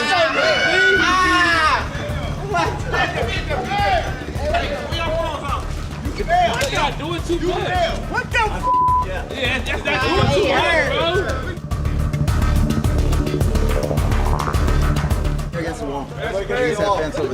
Are we doing something wrong though, officer? Get against the fence, big dog. What crime are we suspected of committing? This harassment. Sir. What's happening, man? What's happening? What crime do you suspect? Get against the fence. For what reason? We're doing a little vlog, man. That's all we doing. You guys have no privilege. You guys are drinking in public. You ain't doing nothing. You guys ain't doing nothing, boy. Well, you see this, dude. We're literally just chilling. You guys want a couple links and we'll call it a day? We have some food for you, officer, if you want some. We ain't doing nothing wrong. Calls or nothing going on this park right now for you to. You guys have a permit? No, but they let us wash our meat out of in there. A permit to be alive and to eat food? There's no permit to be in no park. This is a park. It's a public park. This is a public park. This is insane.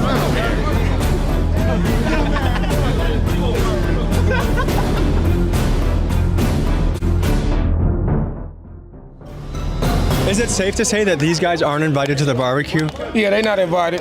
Is this a normal occurrence here? Yeah. Is this? For eating food? Is this glizzy illegal or what's going on here? Why are you here, sir? You already know why I'm here. Why? You already know why I'm here. Why, man? I would understand if we were doing something causing a ruckus, but we're literally grilling food. What's the issue? Why are you here, though? Why are you here, sir? Why are you here? They work here. Don't you guys have to state what the probable cause is to do shit like this? Smoking marijuana here in the park. Is that legal in California? Yeah, at the park it is. At the park it is. So then what's the issue? You just said it was legal. Illegal. Oh, illegal at the park. I'm sorry, that's what I thought that's what you're asking. Okay. Illegal. If you're gonna have a function, you have to run it by the park director, get a permit. You got to do something by. So here's the thing: if there was serious shit going on here, like someone just caught a body right here, I get it. You guys need to roll deep, but the whole permit for a barbecue is.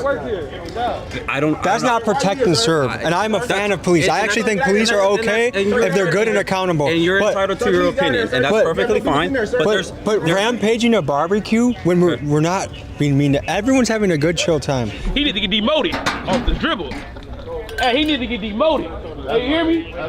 Oh boy, that Phil need to get demoted. You know, sis, on God, you know. Look, ooh, she knows, she laughing. You know too. He need to get demoted off the dribble. They're cooking hot dogs and hamburgers. Yeah, and there's bags of weed, smoking weed, and we're it's the kids. California. It doesn't matter, but the kids are literally just on the other side of the pool. What's the point of this? This is the point that obviously there's rules that are in order. Yeah. Let's just follow them. That's it. The cop telling us we all need to get against a fence for what? For eating a. I didn't hear that, but But that's overkill. I got you. But and the other thing is our tax money. I don't live here, but people's tax money funds this, and to have this directed at something that is an innocent community event, I get it. I know you're in a tough spot. I have respect for cops in general, but I feel like this is petty. I don't think this is enough police. I think they need the SWAT team and the FBI for this, because this cookout's getting outrageous, dude. Yeah, man, it's the cookout, the Hoover cookout. I think it's because of whoever did the seasoning on the links. That's why they came, dude. I didn't season nothing. Oh, I put the links on. I told him, he didn't even season. He threw the, no, it ain't. No, is this illegal? No, it's legal. Yeah, that's what I thought. California, right? That's why they ain't touch it. He know he's fucked up. That's the good shit. Excuse me, sir. I actually like your mustache. I'm trying to grow one kind of like it too. How long did that take you? A couple weeks. Okay. What about we just make you guys some hamburgers, we shake hands, we call it a day, and then we... No, that's not the problem. The problem is that the barbecues here is not permitted. People are smoking, drinking in public at a community park. Well, the barbecue needs to be taken care of. The alcohol needs to be taken care of because there's litter all around from the alcohol, the marijuana. That needs to be taken care of. You have multiple hoods here. Gardena 13's here as well as Hoover criminals, right? Is that a Mexican squad? Which one? Gardena? Gardena 13, yes. It's a Hispanic gang, okay? I know, it's a few. They have the same common enemies, right? Mm-hmm. So when they're hanging out here together, what do you think the enemy's going to do or the op's going to do? They're going to come to the park, they're going to start shooting, they're going to endanger the little kids that are playing here, okay? I'm tired of the shooting, I'm tired of the homicides. Agreed. I'm tired of everything else. That's why we're here, to protect you guys and them. And I appreciate that. And so that's why we're here. Cool. All right? You guys be safe, all right? And keep the mustache. Don't shave it for any reason, all right? Hey, I got the real reason why they're here. What's going on, man? Because the barbecue thing is kind of bullshit, right? So I was like, dude, that's petty. No one gets a permit for a barbecue. No one gets a permit to film. What they said is, okay, look, if we let these guys hang out, they're EBK, and the ops see them on Instagram, then there's a shootout at the park. That's why we have to clean this up, because otherwise, that's what they says a shootout at the park. Okay, so once this happens, then what's the game plan? They gonna leave. You just keep going? Hell yeah, we ain't going nowhere. But sir, you don't have a permit. Permit. This the set. That's the permit. feel me? Like I thought I was gonna be like a football player, but that shit didn't work out. So I chose the gangbang. You feel me? Was it in your family at all? Yeah, of course. Yeah, my whole family from Hoover. Yeah, my whole family from that shit. But if you had to guess, young men in the area, what percentage of them choose the Hoover route, and what percent go? I'm gonna keep it real, just 100%, bro. Because over here it's 100%. It's activity over here. Like it's not one of you guys is gonna be a freaking going to the moon on an astronaut. From there still be plumbers and shit though. So that shit don't mean nothing. Just because you from the gang, that don't mean you can't go be a plumber. It's people out here that's from the gang that got good jobs right here. Working hard. So you guys are for 9 to 5s for the guys that do. I'm not a 9 to 5 right now. I got a 9 to 5 right now. What do you do? I got a 2 job. I'm a chef. I'm a cook. Do you guys view the police as a gang? Of course, hell yeah. You see how they jumped out? That's how we jump out. That's how we jump out. You guys filming a music video? Yeah. How much time do you guys need? I'll be reasonable. All right, look. It's an hour, you get an hour? Hour, Yeah, and we out of here. He's out of here? All right, An hour? yep, and we out of here. Yep. Straight up. Y'all gone, boom, we out of here. Y'all gave us an hour. Okay, well, I can't leave, but I'm going to be in the area, okay? All right, but yeah, I'm just saying, but just let us do our thing. All right, we got time. You gave us. Is that reasonable? It's 4 o'clock. 5 o'clock, we gone. By 5 o'clock, you're going to be gone? 5 o'clock, we got Shake hands. That's reasonable. All right? No shake hands. After the police and the Hoover struck a friendly agreement, we found we had 1 more hour to enjoy our barbecue. But I must ask the audience, do you guys think it's fair to pull the permit card? Because I doubt any of these officers ever pull a permit to go barbecue with their own family. All that being said, I do get the point that, hey, if these guys gather, shootouts happen, and that's why we squash it. But what are your guys' opinion of this?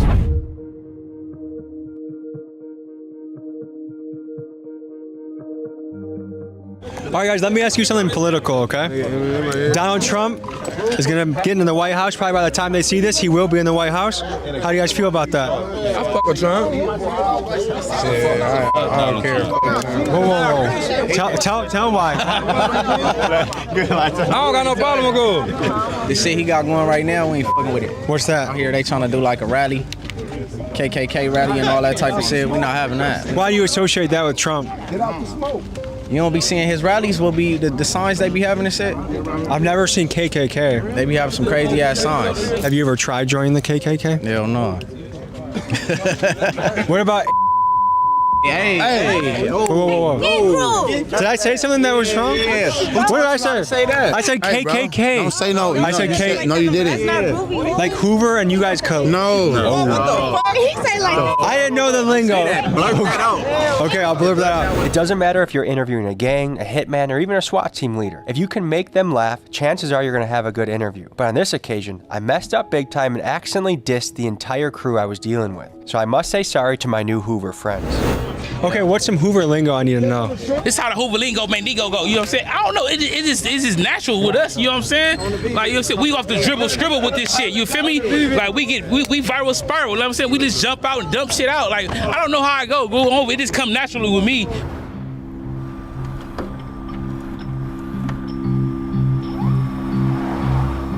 Like in the family you had growing up, how much of your family was in this? Down there, everybody. Women too? Yep. My aunties, my little cousins, bigger cousins, everybody. You know what I'm saying? You have any kids? Yeah, I do. Do they also join this too? Hell no. I whip their ass. Why is that? Because it stops with me. In my family now, it stops with me. But other than that, I'm going to keep it groovy. A lot of us been a part of this since we was kids. You know what I'm saying? We just going maturing through the situation as adults, thugging and keeping it real, you know?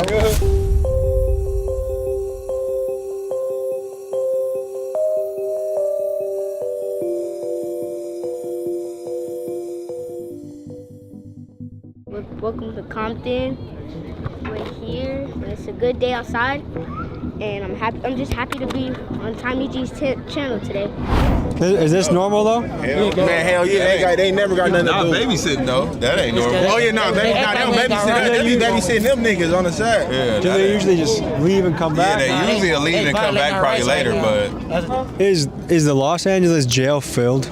Like, is it? It's always overcrowded. So they don't even have enough room to bring people. Oh yeah, they got room for us. yeah, they'll log us in. Do you feel like that was a violation of rights? For sure. For sure. We're in a public The only reason that they didn't do more than what it was because the cameras was out. No cameras out. If y'all wasn't here and we didn't pull out our They can't phones, stay forever. they would have hemmed us all up. We all would have been bumped up. I guess with how much wild stuff's happening in the city, I feel like this is kind of a waste of resources for them to camp out while people are eating hamburgers. Definitely. Now you see where the taxpayers' money is going. And I can say this. I think, like, I've lived in areas that are sketchy. I think like good, accountable police can help a community, but it seems like this is overstepping. Yeah, for sure. Most definitely. That could be patrolling. There's other people out here getting robbed, all type of stuff. We get our Hoover stankies. Other than that, nigga, we outside. Hoover stankies? Yeah, Hoover stankies. Hey, is that pussy? Is that pussy? That's not in the dictionary. Get our Hoover stankies. But that's the definition of it. Hoover stankies. Hoover stank wings. I heard you have Hoover stankies. Yeah, on Hoover, we tryna get big hoes, you feel me? Nigga tryna give back to like Manchester Elementary, you feel me? Give back to the kids, you feel me? All the shit, you feel me? Is there a sport you'd want to support? Like, is there a sport that you played when growing up? Shit, basketball, soccer, football, all that shit. Because I think kids in sports is a very important thing. Speech too, like I had problems with speech, like, you feel me? If you could teach a kid from the jump to feel comfortable with his voice, that's really big. On the real. Anyone here got a verse? Oh, you gotta tap it with the rappers, bro. Who's the dribble scribble? I don't know. I don't rap. And there's been too many times where I couldn't understand my feelings. I just know that I'm driven. I'm risk taking for these millions. All these snake ass niggas, I tell them stay up out the business because these niggas will tell we ain't even do it killing. How you hate me? Because I can't trust you, nigga. When everybody was against you, I stood close to you, nigga. When the truth came out, I was hurt. I was tripping. You was my brother, but I had to go and make a decision on Hoover. You feel me? Conversation with myself, so I'm fighting these demons. I'm snotty, why you doing me wrong and then say you ain't mean it. I'm in the set of your car freaking in this game park. We got real stories over here in the set. How the you got a bag and ain't flipped yet? Nigga, we them niggas really get checks. Dead homies, and we step on niggas' backs and break necks. Nigga, on the set access to H game. Nigga, if you ain't really for official, then you can't hang. Dead homies, nigga.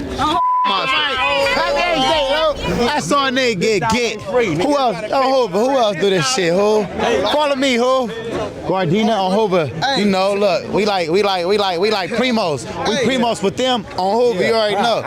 We primos with them. Waffle cake. I don't know, man. You know the police could have shut us down. Could nobody shut us down? Look, they got more homies right here. Come over here. Them the little homies right here. Them the troubles. These the 50s. These the little homies from 5-1 on Hoover. Them the homies right there on the set. You feel me? You want a shot? I'll do a shot. Take a shot. I'll do a shot. Ooh, you top tier. Chandelier. You my type of guy. You my type of guy. All right, hey, it's 5 o'clock. We're peacing out. You got any final thoughts? Nah, man, final thoughts. Hoover Street and all that. I'm over. Appreciate you for coming. Hey, for sure. Thanks for having me, brother. I had a good time. Hey, and thanks to whoever was the cook. They did season this shit, so I'm impressed. Oh, yeah, man, that shit was crazy. Thank you, God. All right, folks. Thank you for joining me. See you next week. Contact! Don't move! Stop! Drop your weapon! Drop your weapon! You motherfucker! Tommy, we got captured, dude. Hello, folks. I'm Tommy G, and today we're training with mercenaries. Welcome to Redwater, boys. This is why I created Redwater. I wanted a place for all of us to feel like a family. You know, a lot of veterans when they get out, and cops when they retire, you know, they lose that brotherhood, and that's what I wanted. I wanted to build a brotherhood.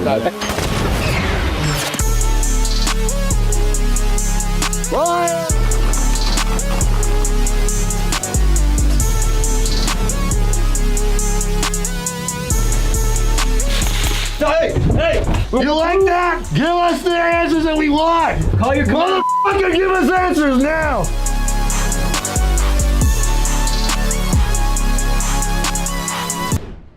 Let's talk about mercenaries, guns for hire, soldiers of fortune, private military contractors. These are some of the terms for guys that are paramilitary operatives, and that if you need hired muscle, armed muscle, these are the guys you call. The mercenary world is a deadly one, and it's full of gray area. In the last few years, some groups that come to mind when you think of mercenaries are the United States group Blackwater, now defunct, and Russian outfits like the Wagner Group, and these guys have reached all around the globe. Some newsworthy mercenary exploits include the following. In 2007, when a Blackwater convoy was involved in a highly controversial shootout in Iraq. In 2021, when Colombian mercenaries were hired by a Miami-based security firm to assassinate Haiti's president, Juvenal Moise. And for the last few years, Wagner Group operated extensively in Libya to disrupt oil flow to European Union countries. And this is just the tip of the iceberg. Because of stories like this, it's easy to get a bad taste in your mouth when you hear about mercenaries. But some of these guys do truly brave things and risk their life for the greater good. Today, we cover mercenary group Redwater and their CEO, Joey. These guys do a lot of work with three-letter agencies protecting our border and busting sex trafficking operations. They also provide executive protection to people ranging from presidents to pop stars. This is a place that no YouTube channel has gone before, and we go in deep, spending 48 hours with these guys and take you into their life. Everything you are about to see are reenactments done with trained professionals and are for entertainment purposes only. Let's dive in. As you can imagine, these mercenaries have very dangerous jobs. Part of the danger of their job is being on the hit list of groups like cartels, gangs, and motorcycle clubs. For this reason, we have to keep their identity anonymous and we'll be blurring their faces. Two things before we get started in this video. First of all is a thank you. From last week's video, we had a fundraiser for Dr. Scott. Over 1,100 people donated nearly $26,000. That's gonna really help her operation. Let's call her and see what she has to say to you guys. Hello. Dr. Scott, how you doing? I'm good. How are you? Oh man, I am so surprised at how good this has gone. Me too. I'm excited because we really needed it. Keep on making moves, and we're very happy we got to meet you. This is amazing. Absolutely amazing. I appreciate you. We'll be in touch, okay? Alrighty. All right. Take care. Take care. Bye-bye. It's just cool that we can come together as a community and do stuff like this for people. So that's very special. Also, guys, you should know, new Big Dogs Gotta Eat sweatshirts have hit the website. They look fresh as hell. Big back prints. And we got them in blue and we got them in black. Boom. The RIP mainstream media sweatshirts sold out in 3 days. Get these before they're sold out too. And now guys, let's meet the mercenaries. What's up, bro? What's going on, brother? Good to meet see you, man. How you doing, bro? What's up, bro? How you doing, man? Nice to meet you, Nice bro. to meet you. What are we getting ourselves into today? You guys have no idea, dude. You guys gonna go through some extreme shit. So, I hope you guys are ready. You look a bit Middle Eastern. I am Middle Eastern. Oh, that gotta be. Okay, so today we're against him, yeah? I'm on your team. What does it mean to be a mercenary? Mercenary can be to protect people, can be to save people, save kids. What are your rates if I want to like take somebody out?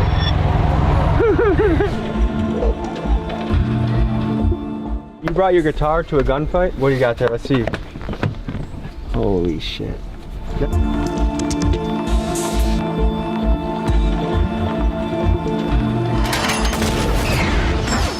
Hey, I'm Joey, ex-Army. I was an interpreter. My specialty is PSYOPs and human intel. I'm from Houston, Texas, but I was born in UAE. Oh, how you doing? My name is Grim. Born here in the U.S. and I joined the infantry and just kept on shooting my way somewhere. But I'm here now. What's your specialty? I'm a shooter.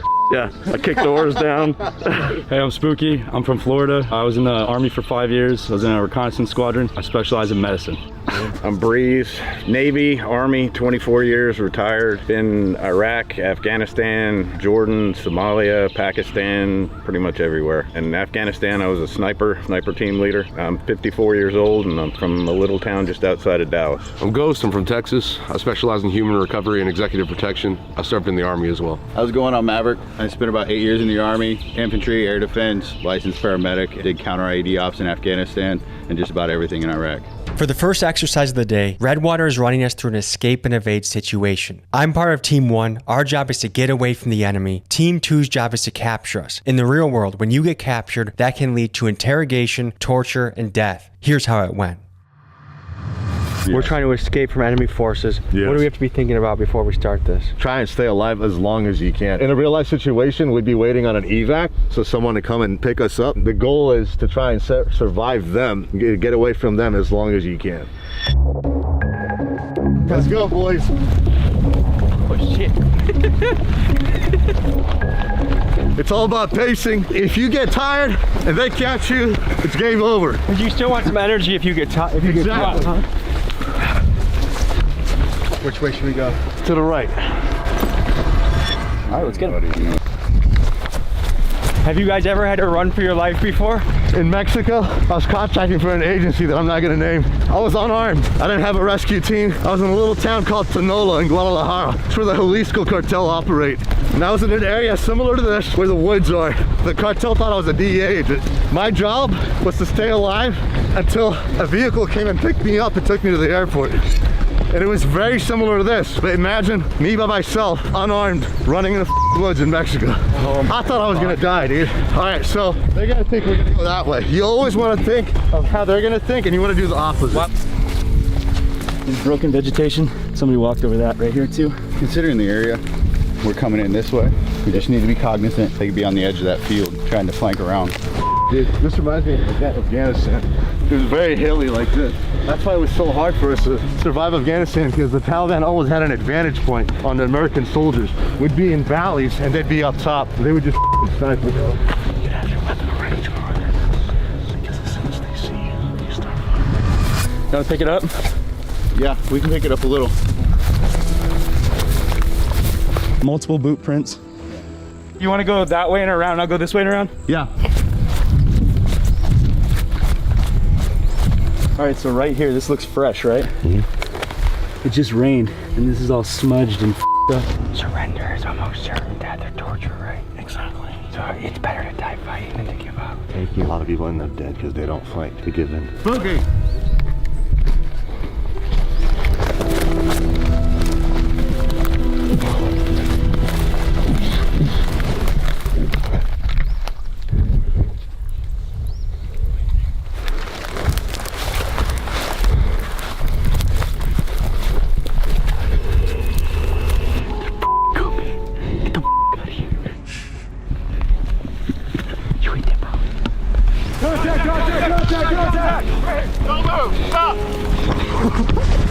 Drop your weapon! Drop your weapon!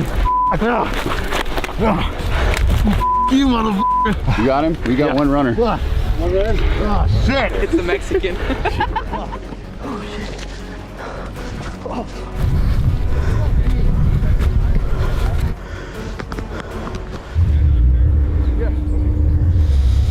Oh, he's over there.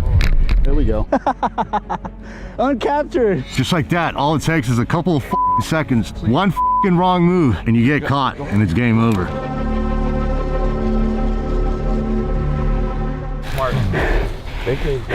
So what's going through your head as we're getting captured right now? So right now, in a real life scenario, if you got captured by an enemy, you probably would have already pissed your pants, probably shit your pants as well, because all you're thinking is you're about to get tortured for hours, possibly days, with no one to come and save you, and you're gonna end up probably dead. What's the most common types of torture that's out there right now? Hanging from your arms to a pipe, waterboarding, of course, electrocution. How long you hang from a pipe for? 5 minutes, sometimes it can go hours, but you start losing circulation in your arms, and it's very, very painful. I've been hung before by my wrists, and it's extremely painful, dude. Tommy, we got captured, dude. So when you hear talk about torture, you might be wondering what laws and rules govern the behavior of mercenaries. Under international law, torture is undoubtedly illegal, but picture this scenario. You are a mercenary that just busted a man running a sex trafficking operation. This trafficker knows where dozens of kids are being kept, but he refuses to tell you. If torturing this man saves the lives of dozens of kids, is it then ethical?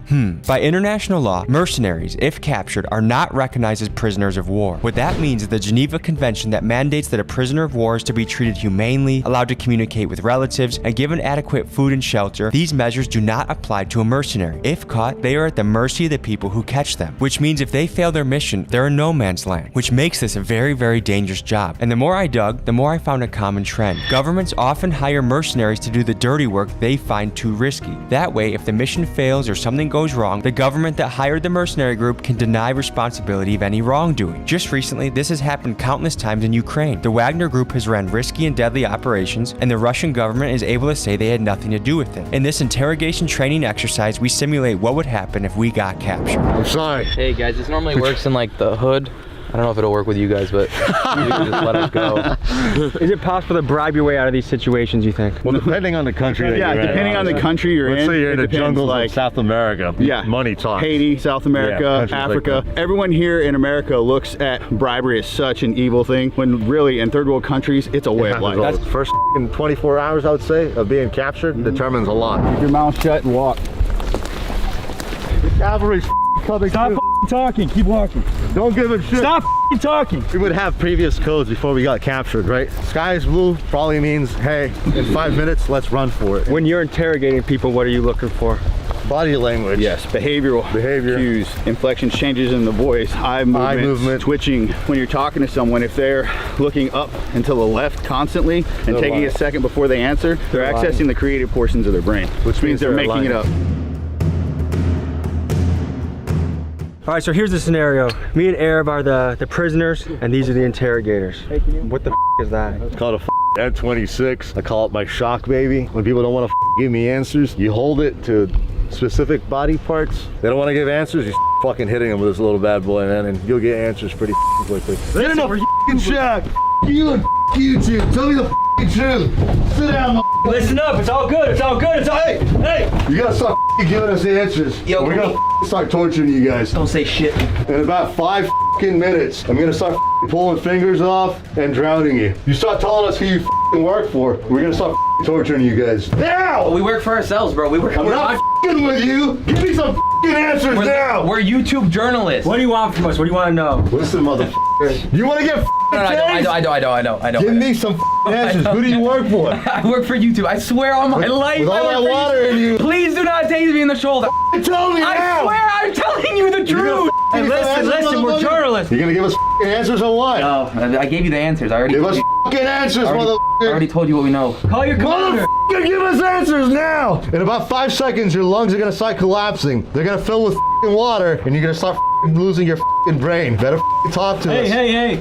Put it on, Maverick. Give us the answers, motherfucker. You like that? Give us the answers that we want.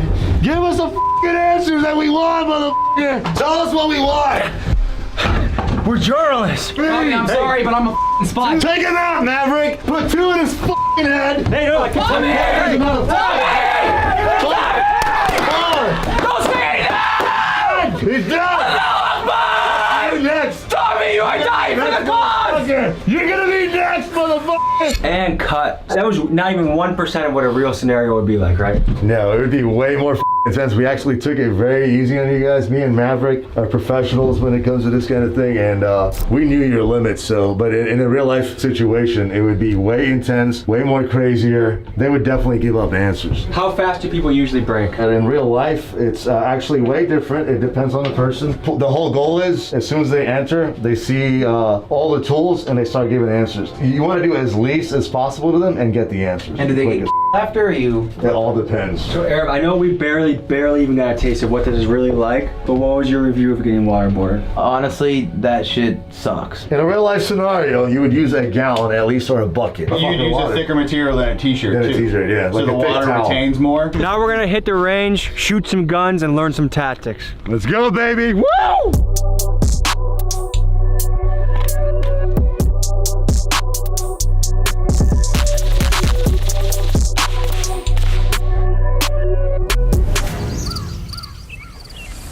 I was gonna go to Afghanistan, I pushed you out last minute, but is it actually legitimate that, hey, you could potentially go to Afghanistan and rescue someone? Is that something that you guys would do? Yes, any country. Right now, this is only 8 of us. There's a total of 30. There's more too that we don't advertise on the website for legal reasons. The rest of our team right now, most of them are on assignments. How much does that cost? If I get captured in Afghanistan and I want to hire a team of what, 6 of you? We'll sit down, we'll talk with them, and then we agree on a price. But that's how it usually goes, man. Obviously, we're not gonna charge as much for a little girl than like a politician that we know is bad and he shouldn't have been there, but he's still captured. That's a different story. Okay. You know? It's $50 to $100,000. You're thinking usually like your beginning stages because it's going to take a few grand just to even get the ball rolling. So an operation could be anywhere between like 200 to 500,000 on average if it's a deep place. Like big politician, it could cost $1 million. And most of your work now, what are the majority of your clients look like? Pretty much anybody, as long as you're not a criminal or drug dealer. CEOs, public figures, actors, musicians. Yeah, but is a good chunk of what you do right now on the border busting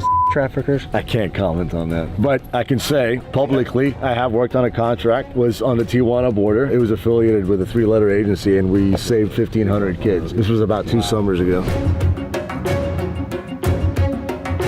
What the hell is this? The T1000. I am a dealer for Richmond Tactical, and I'm also a Federal Firearms dealer, Brazos River Firearms. This is one of our personal models. You're not gonna see another one like this anywhere. This almost looks like a rapper or cartel type shit. How about badass cowboy shit? Badass cowboy shit? Wow. When you guys are operating, what are some essentials you need to be packing? It varies based on the mission. There's something called covert and overt. On a protection detail, I'm going to be dressed like my client or like the area I'm in. If I'm protecting, a rapper and everyone around me is wearing hoodies and baggy pants and tennis shoes, that's what I'm going to be wearing. With the CEO, I'm going to be wearing a buttoned shirt, nice slacks, good shoes, whatever I can to blend into my environment. If that's more of a covert. In an overt like this, plates are showing, I've got mags exposed. It all depends. Like just recently I went to LA, Atlanta, Philadelphia, and then New York with this client that I work for. Okay. He's a rapper. His father is a very high profile fashion mogul. Have you ever been in a situation where you thought you were gonna die? Yeah, that's why I got the Purple Heart. I got blown up. I got my right knee completely blown off. I took a piece of shrapnel into my arm. It cut my bicep, came out the top of my shoulder, and I caught a piece in my head. Where was this? Afghanistan. This is why I created Redwater. I wanted a place for all of us to feel like a family. A lot of veterans when they get out, cops when they retire, they lose that brotherhood, and that's what I wanted. I wanted to build a brotherhood. Do you think Mercenaries has a good or bad rap? Movies make Mercenaries look bad, I think, in my opinion, because they make it look all about but there's way more than that, man. We all have families, we all have lives, we love, we bleed, and we laugh, as corny as that sounds, but we're human at the end of the day. People in the places you're operating, they also have families and they laugh, right? So from my perspective, it's the same perspective as the guy shooting it. It's either me or him, dude. Whoever acts on it first is the one that stays alive, and that's just the way it is, man. War isn't fair. Joey said war isn't fair, and he's right. Throughout the ages, people have used mercenaries to try and tip the battlefield into their favor. The earliest evidence of mercenaries being used to help win wars dates back to the times of the Egyptians. When you read through history, you'll read about Swiss, French, English mercenaries sprinkled throughout wars in the Middle Ages fighting for kings and dukes. And in fact, for the United States to gain independence from the British Empire during the Revolutionary War, we had to overcome some 30,000 odd German mercenaries called Hessians that the Brits hired to try and crush us. When I imagine how scary and dangerous it must be to be in war, whether it be with a sword in the Middle Ages or with the high-powered bombs and guns of today, it amazes me that people are willing to become mercenaries. Knowing that if I ever get stuck in a dangerous place, that Redwater would launch a mission to come and get me and might be my only hope for survival, it makes me appreciate that these men are brave enough to do what they do. And folks, remember, like any profession, you have your good and bad people. Whether we talk about priests, doctors, businessmen, or mercenaries, there's good and bad in all professions. Well, shall we get shooting? Let's do it, man. Hey, 3 cheers for Hillary Clinton. That shit.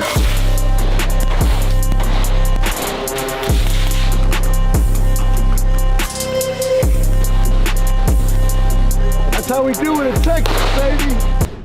Has anyone ever ran out of ammo in a combat situation? Yes. Luckily, there was a helicopter that came in and took out the targets that we were shooting at. We did a raid on a house of a high-value target. Before we hit the house, we had artillery guys shot up loom rounds because it was like 2 o'clock in the morning. They shot loom rounds over the house before we hit it, and the shells from the loom rounds, the guy had marijuana fields all around his house. Well, the shells landed in the marijuana fields, and they caught it on fire. After we got him out and got him back, and we were waiting to get picked up, we were all sitting by the field, and all the smoke from the field, we were all like bunched up right behind by where all the smoke was coming in, and we got on the radio, we're like, hey, you might want to wake the cooks up, man. We're gonna be a little fucking hungry. How long did it take from when you ran out of ammo till you got rescued? It was like 10 minutes. Okay, that's nice. So what makes your job worth it? Like, say I'm gonna put myself in the line of duty and do something dangerous and be a mercenary. What makes you say you're gonna do that? Protecting other people is something that I've always wanted to do as a child. Family, friends, and all that. So just extending that after my military service and being able to do that as a career is fulfilling to me. I think all of us are doing this because we want to help good people. What does this patch mean? Bad people. My message is, yeah, it's cool shooting guns and shit like that, but we need to come together in this country. Right now, we're very divided. You're part of the family now, brother, so thank you for coming, Tommy. I can't rescue you if you get stuck somewhere bad, but these guys can. We got you. Call us. Contact Redwater. Anywhere, anytime, always f***ing ready. For this next exercise, we simulate what would happen if I were to get blown up by an IED. Here's how you tackle something like that. There's a sketchy Lebanese guy. He's a known terrorist. Just watch out, watch out. We gotta hit this mission. We gotta go. Oh shit! Medic! I'm not gonna make it! All right. Leg! Oh, missing leg. All right. die? So no, because right now I'm putting this tourniquet on. Putting this tourniquet on for you really quick. This is gonna cut off the blood flow to your entire leg. Well, everything beneath. 3:15. You guys gotta get me out of here. All right, we're gonna mark that so that we can make sure we know when the tourniquet was put on. And now we're gonna finish with the blood sweep. We're gonna check this leg up here. Nothing. Then we're gonna check your groin. Oh God. Nothing. Okay. We're gonna check your arm. That has a little bit of blood. Let me see. All right. I'm ticklish. So a chest seal is anything that's non-porous. You can use this glove as a chest seal right here. So I'm just gonna slap that over the wound, right? And that's gonna create that pressure inside his chest. That's when the chest goes like this, that means it's paradoxical movement and there's penetration to the chest wall. So you gotta put something on top to keep the pressure the same. So now I'm gonna go into circulation. So what I'm gonna do is I'm gonna check his pulse, make sure he has a pulse. All right, and depending on what type of pulse it is, if it's, you know, strong, if it's weak, thready, if it's fast, it's gonna determine what type of treatments I can give him. Now we're gonna roll into our circulation, but I'm gonna hit the IV, get venual access, and then I'm gonna go into my next secondary assessment, which would be, I'd push pain management. Here you go, baby. Put it in his hand, I'm gonna tape it to his hand. If I had someone else, I would have them stand behind, or I'd sit him up against some type of object. I could even pick him up like this. You can go dead weight. I can still treat him with whatever I need to do. I can still have access to all this, right? What I'm gonna do is I'm gonna pull him backwards a little bit, and it's gonna rock, and that's gonna lock his knees out, and that's gonna allow me to stand him up. So watch this, ready? From here, I can transition into any type of hold. I can pick him up, I can move him around. In a real life scenario, that would take so much more time, and there would be so much more in depth. Like, I would actually have to, you know, like put a chest seal on him and, you know, monitor to see if I have to burp it every couple minutes. The tourniquet kind of hurts at first. Yeah, it does, dude. Sorry for the bomb. Why'd you Allahu Akbar, man? I didn't mean for you to have to go through the pain. I meant to just Thank you. A real trauma lane, it's way more in depth. It's obviously gonna take a lot longer than like 5 minutes. There's obviously a lot more that goes into it. How did the tourniquet feel? It hurt? I was looking at you like, no way you have it on too. Like, it was almost like an impossible pain. Like, I was like, no, take it off. I was like, no, there's no way. The people that say mercenaries are bad guys, get rid of them, what do you say to that? Who are you gonna call when the gang members start taking over your neighborhoods? And the cops are getting defunded already, so just keep thinking about that, guys. And they're already overworked. They're already overworked. So who's gonna come and save you all, right? I guarantee you we have a faster response time than they ever will. Yeah. And we understand that there's ethical, you know, issues surrounding having private military operating in the continental United States. But that is also where we need to be redefined differently. We're not running high-risk operations like we would in Iraq as a PMC. We would be assisting police officers in capacity of security officers, not combat operations in capacity of soldiers. We love doing what we did with you guys today, training people. So if civilians out there want to come train with Redwater, reach out to our website. We'd love to teach a class and travel, you know, throw a class and teach you guys everything. For the last phase of training, we're gonna go out into the town and get a look into what it's like if you're a celebrity or a rock star with executive protection. So let's hit the streets. In this next exercise, we have Arab pretend to be a Saudi Arabian prince visiting America on a business deal. We take him through a crowded food court at a Houston mall and let Redwater show us their skills. Let's see what happens.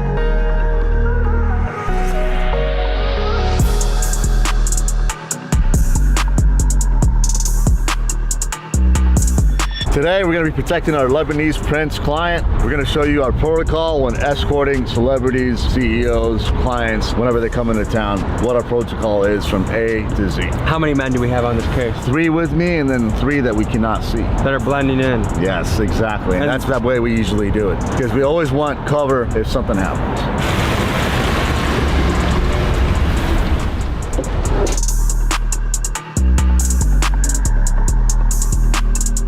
Okay, so what are we currently looking for right now?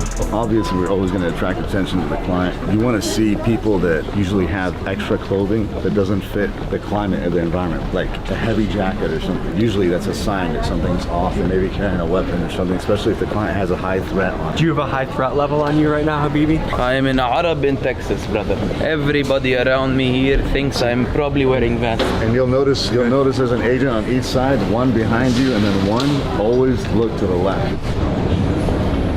looking up for anything. They tell me in America you have good hamburger. Very good. Can we try good American hamburger? The most excellent hamburgers, Your Majesty. I will be happy to buy you a hamburger. Are you nervous at all right now? No, not nervous. I have good security detail. Top security worldwide. What are you in the mood for right now, sir? Are you hungry, or would you like to go shopping? I would like to buy maybe a Louis Vuitton purse for my wife. كيفك؟ حبيب القلب من وين انت؟ Hey, do we have agents on the top? Remember I said there's 3 that are undercover? Because we need guys that have the eagle eye, right? Don't commit haram. Close your eyes. Close your eyes. No, but my wife wears this under her hijab. Does she really? Oh, don't you dare think of my wife like that. Hey, get this guy out of here. We can't have him over here, sir. Hey. Come on, sir. We got you. And that's exactly how it would happen. Usually with clients, ones that you'd give them 1 or 2 warnings, they don't go away. You'd have the second agent behind, grab them, and take them away. Sorry for my behavior. I apologize. In food court areas, for some reason, people get attacked a lot because you never know who's sitting down and eating. Are you mostly looking for men or women too? Everything. Usually rival countries will send women. What would you like to eat, sir? I want hamburger, American hamburger. Does Chick-fil-A do it for you, Prince? What is Chick-fil-A? This restaurant is good? Very good. What's your name? My name is Abdullah Muhammad Al-Salis. Nice to meet you. What's his name? No, in my country we shake.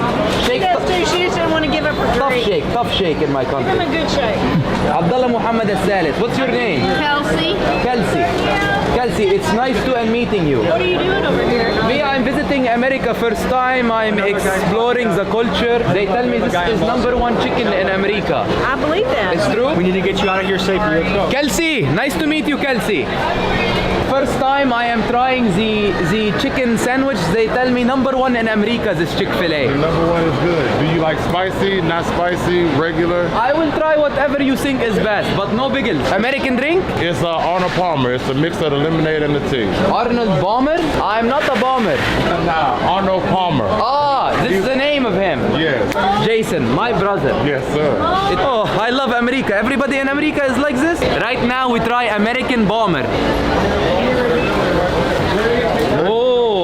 America makes very good bomber. America is very famous for fast food. This is the stuff that makes you obese, and we proudly serve it to you as a guest. Because we spent too much time in here, it's probably better to exit the area because we're attracting too much attention. There's a higher possibility of him being attacked or harassed. So at that point, Habibi, go move location. Habibi, you're wandering like a lost goat. We must get you out of here. There is a beautiful Latina woman behind me. No, that's haram. You have 4 wives. Let's keep it moving. Habibi, 4 wives in the Middle and East, but in the worldwide, I can have as many as I want. I'm a prince. No, that's haram, sir. Let's get you out of here. We were getting a lot of stares in the food court, and Joey received intel that our men were in the mall looking for the prince to take him out. So he made the call to extract his client. Extract the prince and go out. Let's get out of here. Would you like an American waffle fry? Oh my God, this is delicious.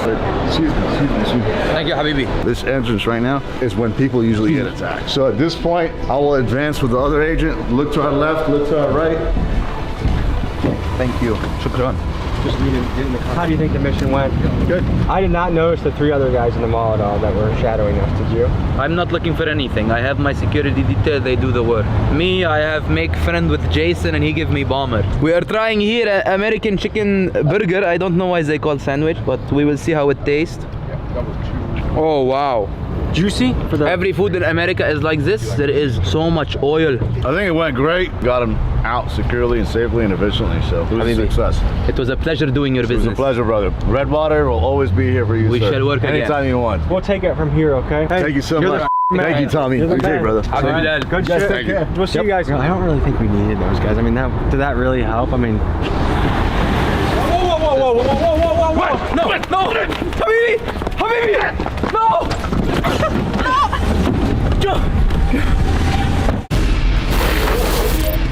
Folks, we're here in Washington, D.C., looking at one of the biggest problems growing in America right now. In cities all around the country, homelessness is growing. At nighttime, you'll see anything. Men fucking men, women fucking women. And we're here to explore, hear people's stories, and learning more about this issue that's affecting people all over the country. Come with us as we explore.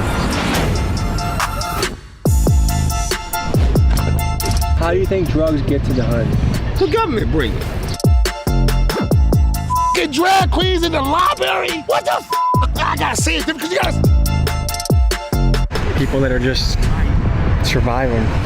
Welcome to the nation's capital, Washington, D.C., where there's money, power, and politics. It's a city where politicians and lobbyists make their fortune. After all, 3 of the 5 richest counties in America are Washington, D.C. suburbs. But amidst this city of luxury and extravagance, there looms a hidden crisis. You see, Washington, D.C. is home to one of the biggest homeless populations in the country. But there's something strange. It isn't out in the open like Skid Row or the Zone in Phoenix. The homeless here are tucked away. They're here, but you have to find them. And today we do just that, hitting the pavement to learn more about the city's homeless issue and speaking to the homeless in their camps. Today we're in America's capital, Washington, D.C., to explore the issue of homelessness. Per capita, this is actually one of the highest rates of homelessness in the country. And I'm always intrigued by people's stories, how they started as a kid in a house and one day ended up on the street. It used to be a tent city. The city cleared everyone out of here? Yeah. An encampment built up over 3 years, cleared in just 3 hours. The McPherson Square encampment will be cleared out on February 15th. There have been high levels of criminal activity and violence at that site. Is homelessness a big issue in Washington, D.C.? Yeah, it still is. It seems like the city is doing a good job of trying to make it look like there's not an issue, but there actually is an issue? Yeah, because I still see tents here and there. So how long was this place home? A long time. So this should be a good spot for you? Yeah, because, you know, you had the churches and stuff, they would come here and they would help. So at one point, this used to be a tent city, and some people might be upset. Hey, why'd you clear those people off? And I see both sides of this. On one end, someone that's in a very hard circumstance, you want them to be able to rest their head somewhere at night, and a public square might be a good fit. But on the other, if you're walking around and there's feces and needles and people doing crazy and mentally ill things, and you live around here, you probably want it cleared out. It's one of those things that it's easy to be sympathetic until it's next door to your house.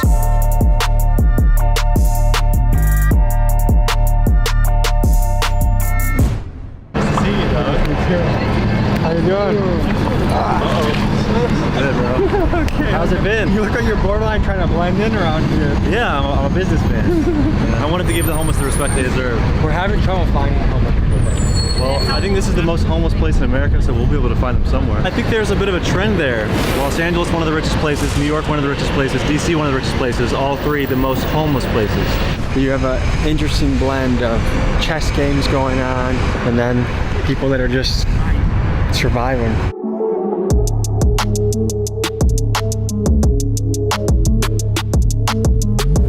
Find all these tents, but there's no one around. This is turning into a very bizarre adventure we're going on. It's almost more of a mystery than exploring the actual issue. We have our first person.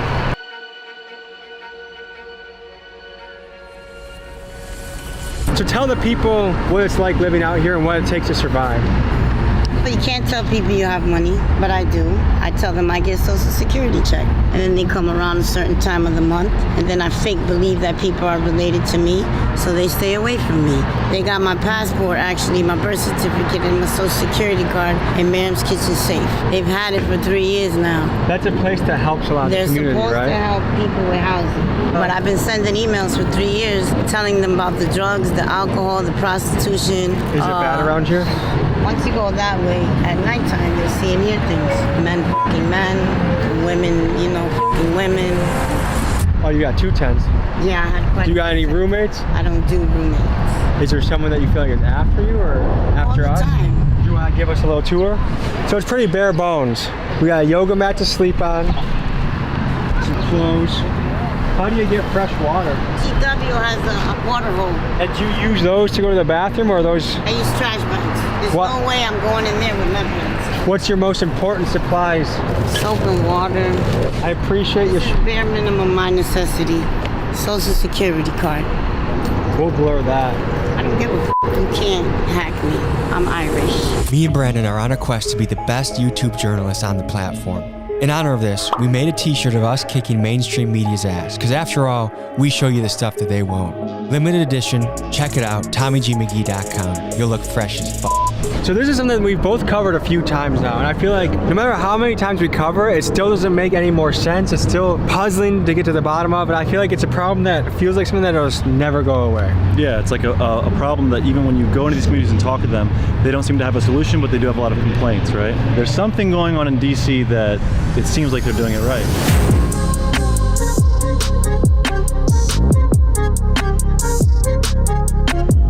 It's important to me to make sure people are comfortable sharing their story with me on camera. So Brandon and I go off and speak with these folks to get the all clear. How do people survive around here? Because I would imagine it's quite a job surviving. It depends on the person. Because me, myself, my IQ is 144. So I survive over my wits. If you were mayor, what would you do to help the homeless issue in Washington, D.C.?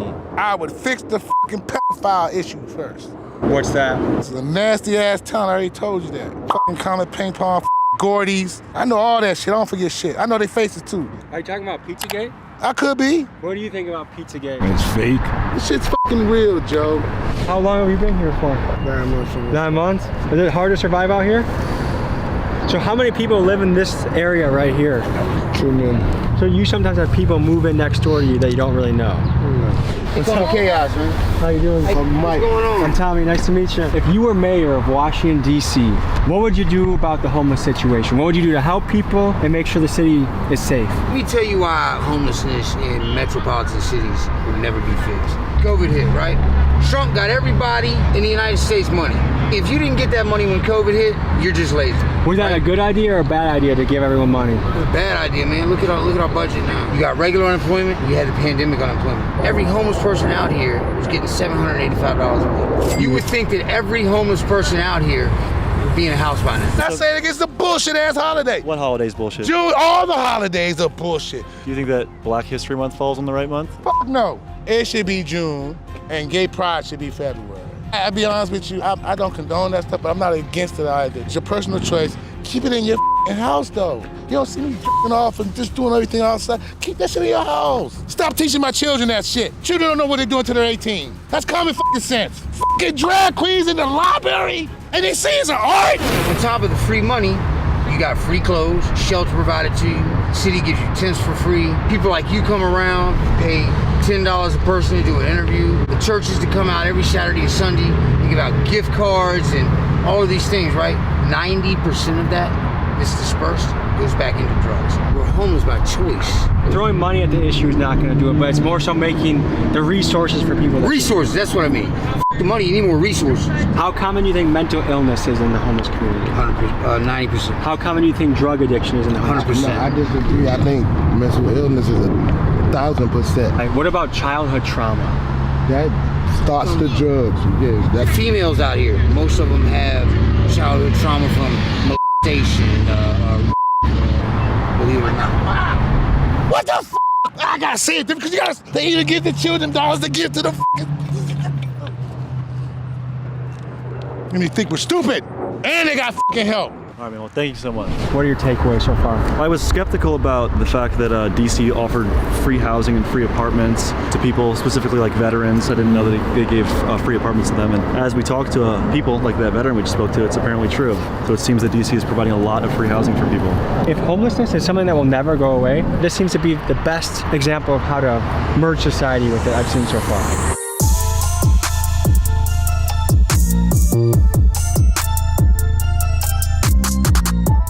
Brandon's going to approach and just see if people are interested in telling their story. There's a lot of tents here. To me, if I was homeless, one of the things I'd be thinking about is having the right things to survive. So you see water supplies, pretty good tents. I mean, protection from the rain. We have a way to get rid of waste. You see some couches for relaxation if you're having a little date maybe. Can you tell the people where we are right now? We are in Northwest Georgetown, Washington, D.C. Tell us about yourself, Snoop. I've been a Washingtonian all my life, born and raised here. Was doing good, COVID hit, hard time set in real bad. What were you doing before? I had my own detailing business. And no one was driving their cars or leaving their houses, so business wasn't good. I ended up on the street, started going to get resources and reaching out to different organizations, and got me some employment, recently purchased me a vehicle. What is life like out here? Life is what you make it, As long as you mind your business and don't try not to get involved with nobody else's BS. Yeah. You know what I'm saying? You're pretty much safe. Do you mind showing us your setup at all? Propane, for the stove. Is that golf club for sport or for self-defense? Self-defense. For a home invasion? Yeah. Have you ever had to use it? No. When it was cold, I got heater. How is the winter here? It was brutal. As long as you got some heat and thick blankets, you make it through.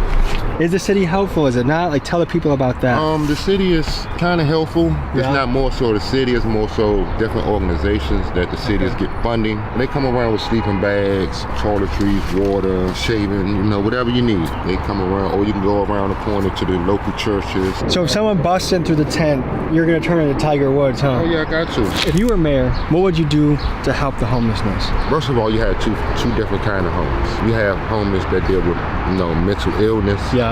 And then you have homeless that just fell on hard times trying to get back on their feet. So there's some people that are living paycheck to paycheck, which is a good portion of Americans right now. I think 60%. It takes one thing, a medical accident, a car accident with no insurance, to derail your life and you're here. Yeah. There's another population that are mentally ill. The city needs to reach out and do more for them. In the homeless community, what percent of people you think have had childhood trauma? 60%. What percent do you think have drug abuse issues? 20%. And what percent do you think have mental illness? 40%. How do you dispose of all the trash here? I see there's a buildup. Does someone come by and pick that up? The city come past and pick it up tomorrow. I have to say, I've been to a lot of cities in America. I actually think that Washington, D.C. is doing a fantastic job. They're keeping things very clean. It seems like the homeless people here are pretty happy as you can be, that they're doing their best with resources. Would you give them an A on their performance, or what would you say the government deserves on their performance for taking care of people? I give them an A. Yeah. So do people visit the camps once a month, once a week? I have a counselor come past once a week. Really? Check on them. How much does he or she help? A whole lot. Hopefully on the 15th I'll be moving. Really? Is this a separate camp or is this the same kind of? No, this is a separate camp. You know, I call this the wild side. This is the wild side? You know, this is where it go down there. Yeah.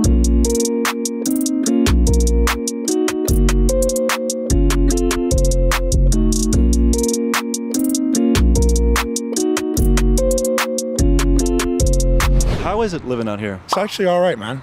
You know what I mean? It sucks that, you know, no running water, no electricity. What really sucks is how the park police can just come in and search us anytime they want. Like, they came in and they saw some brown powder on a mirror, a hot chocolate packet that exploded, and they used that to search my tent and take my weed pipe, you know? So it's kind of shitty how they can do that. This is your car. Yeah. I think a lot of people would be surprised to see someone living in the woods you have a nicer car than I do. I'm also a football coach. Oh yeah? You even got tinted windows. How often do you have to worry about break-ins and your stuff being stolen? No. After exploring the camps in the woods, Snoop wanted to take us to an important location, Miriam's, a kitchen that serves a lot of the homeless people in the area. So we walked and talked. Some people on the hardcore small government side would say it should be zero funding for the homeless.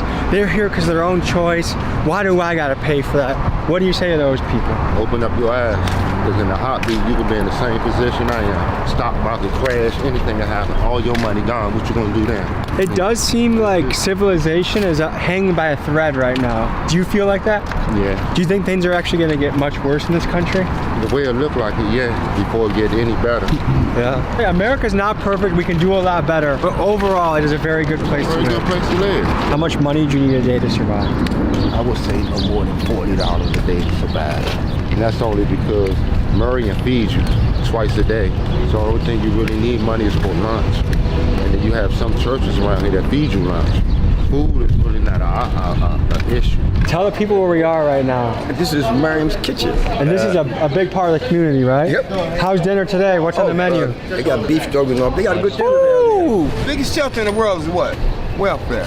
Let me explain why welfare is the biggest shelter. Because you in a place that you cannot own. You in a household where there's a parent. And that money does not last for the whole month. So the last 2 weeks out of the month, there's no money, there's no food. Because some states don't have pantries. Are you saying welfare incentivizes parents not to be in the house? Yes, welfare is the system to make you fail because they made property count and people sunk into it. Because everybody don't have an opportunity to get a good job and a career because everybody can't go to college. Even financial aid puts you in debt. Everything is a trap. Well, folks, that's a wrap. And I think we had to cover, a rather positive story. Things are going well around here, and I think other cities in the country should model this because I think this is a good solution. What do you think? Great solution. They had more help like this out here, things would go a lot smoother. So people are fed, people are happy, people have a place to sleep that's relatively comfortable and nice. And I think that's humans coming together to solve an issue, which is what we're here for. So any final thoughts, Snoop? No, sir. Y'all have a great one. Be looking out for me in the future. All right. We'll see you next episode. Peace.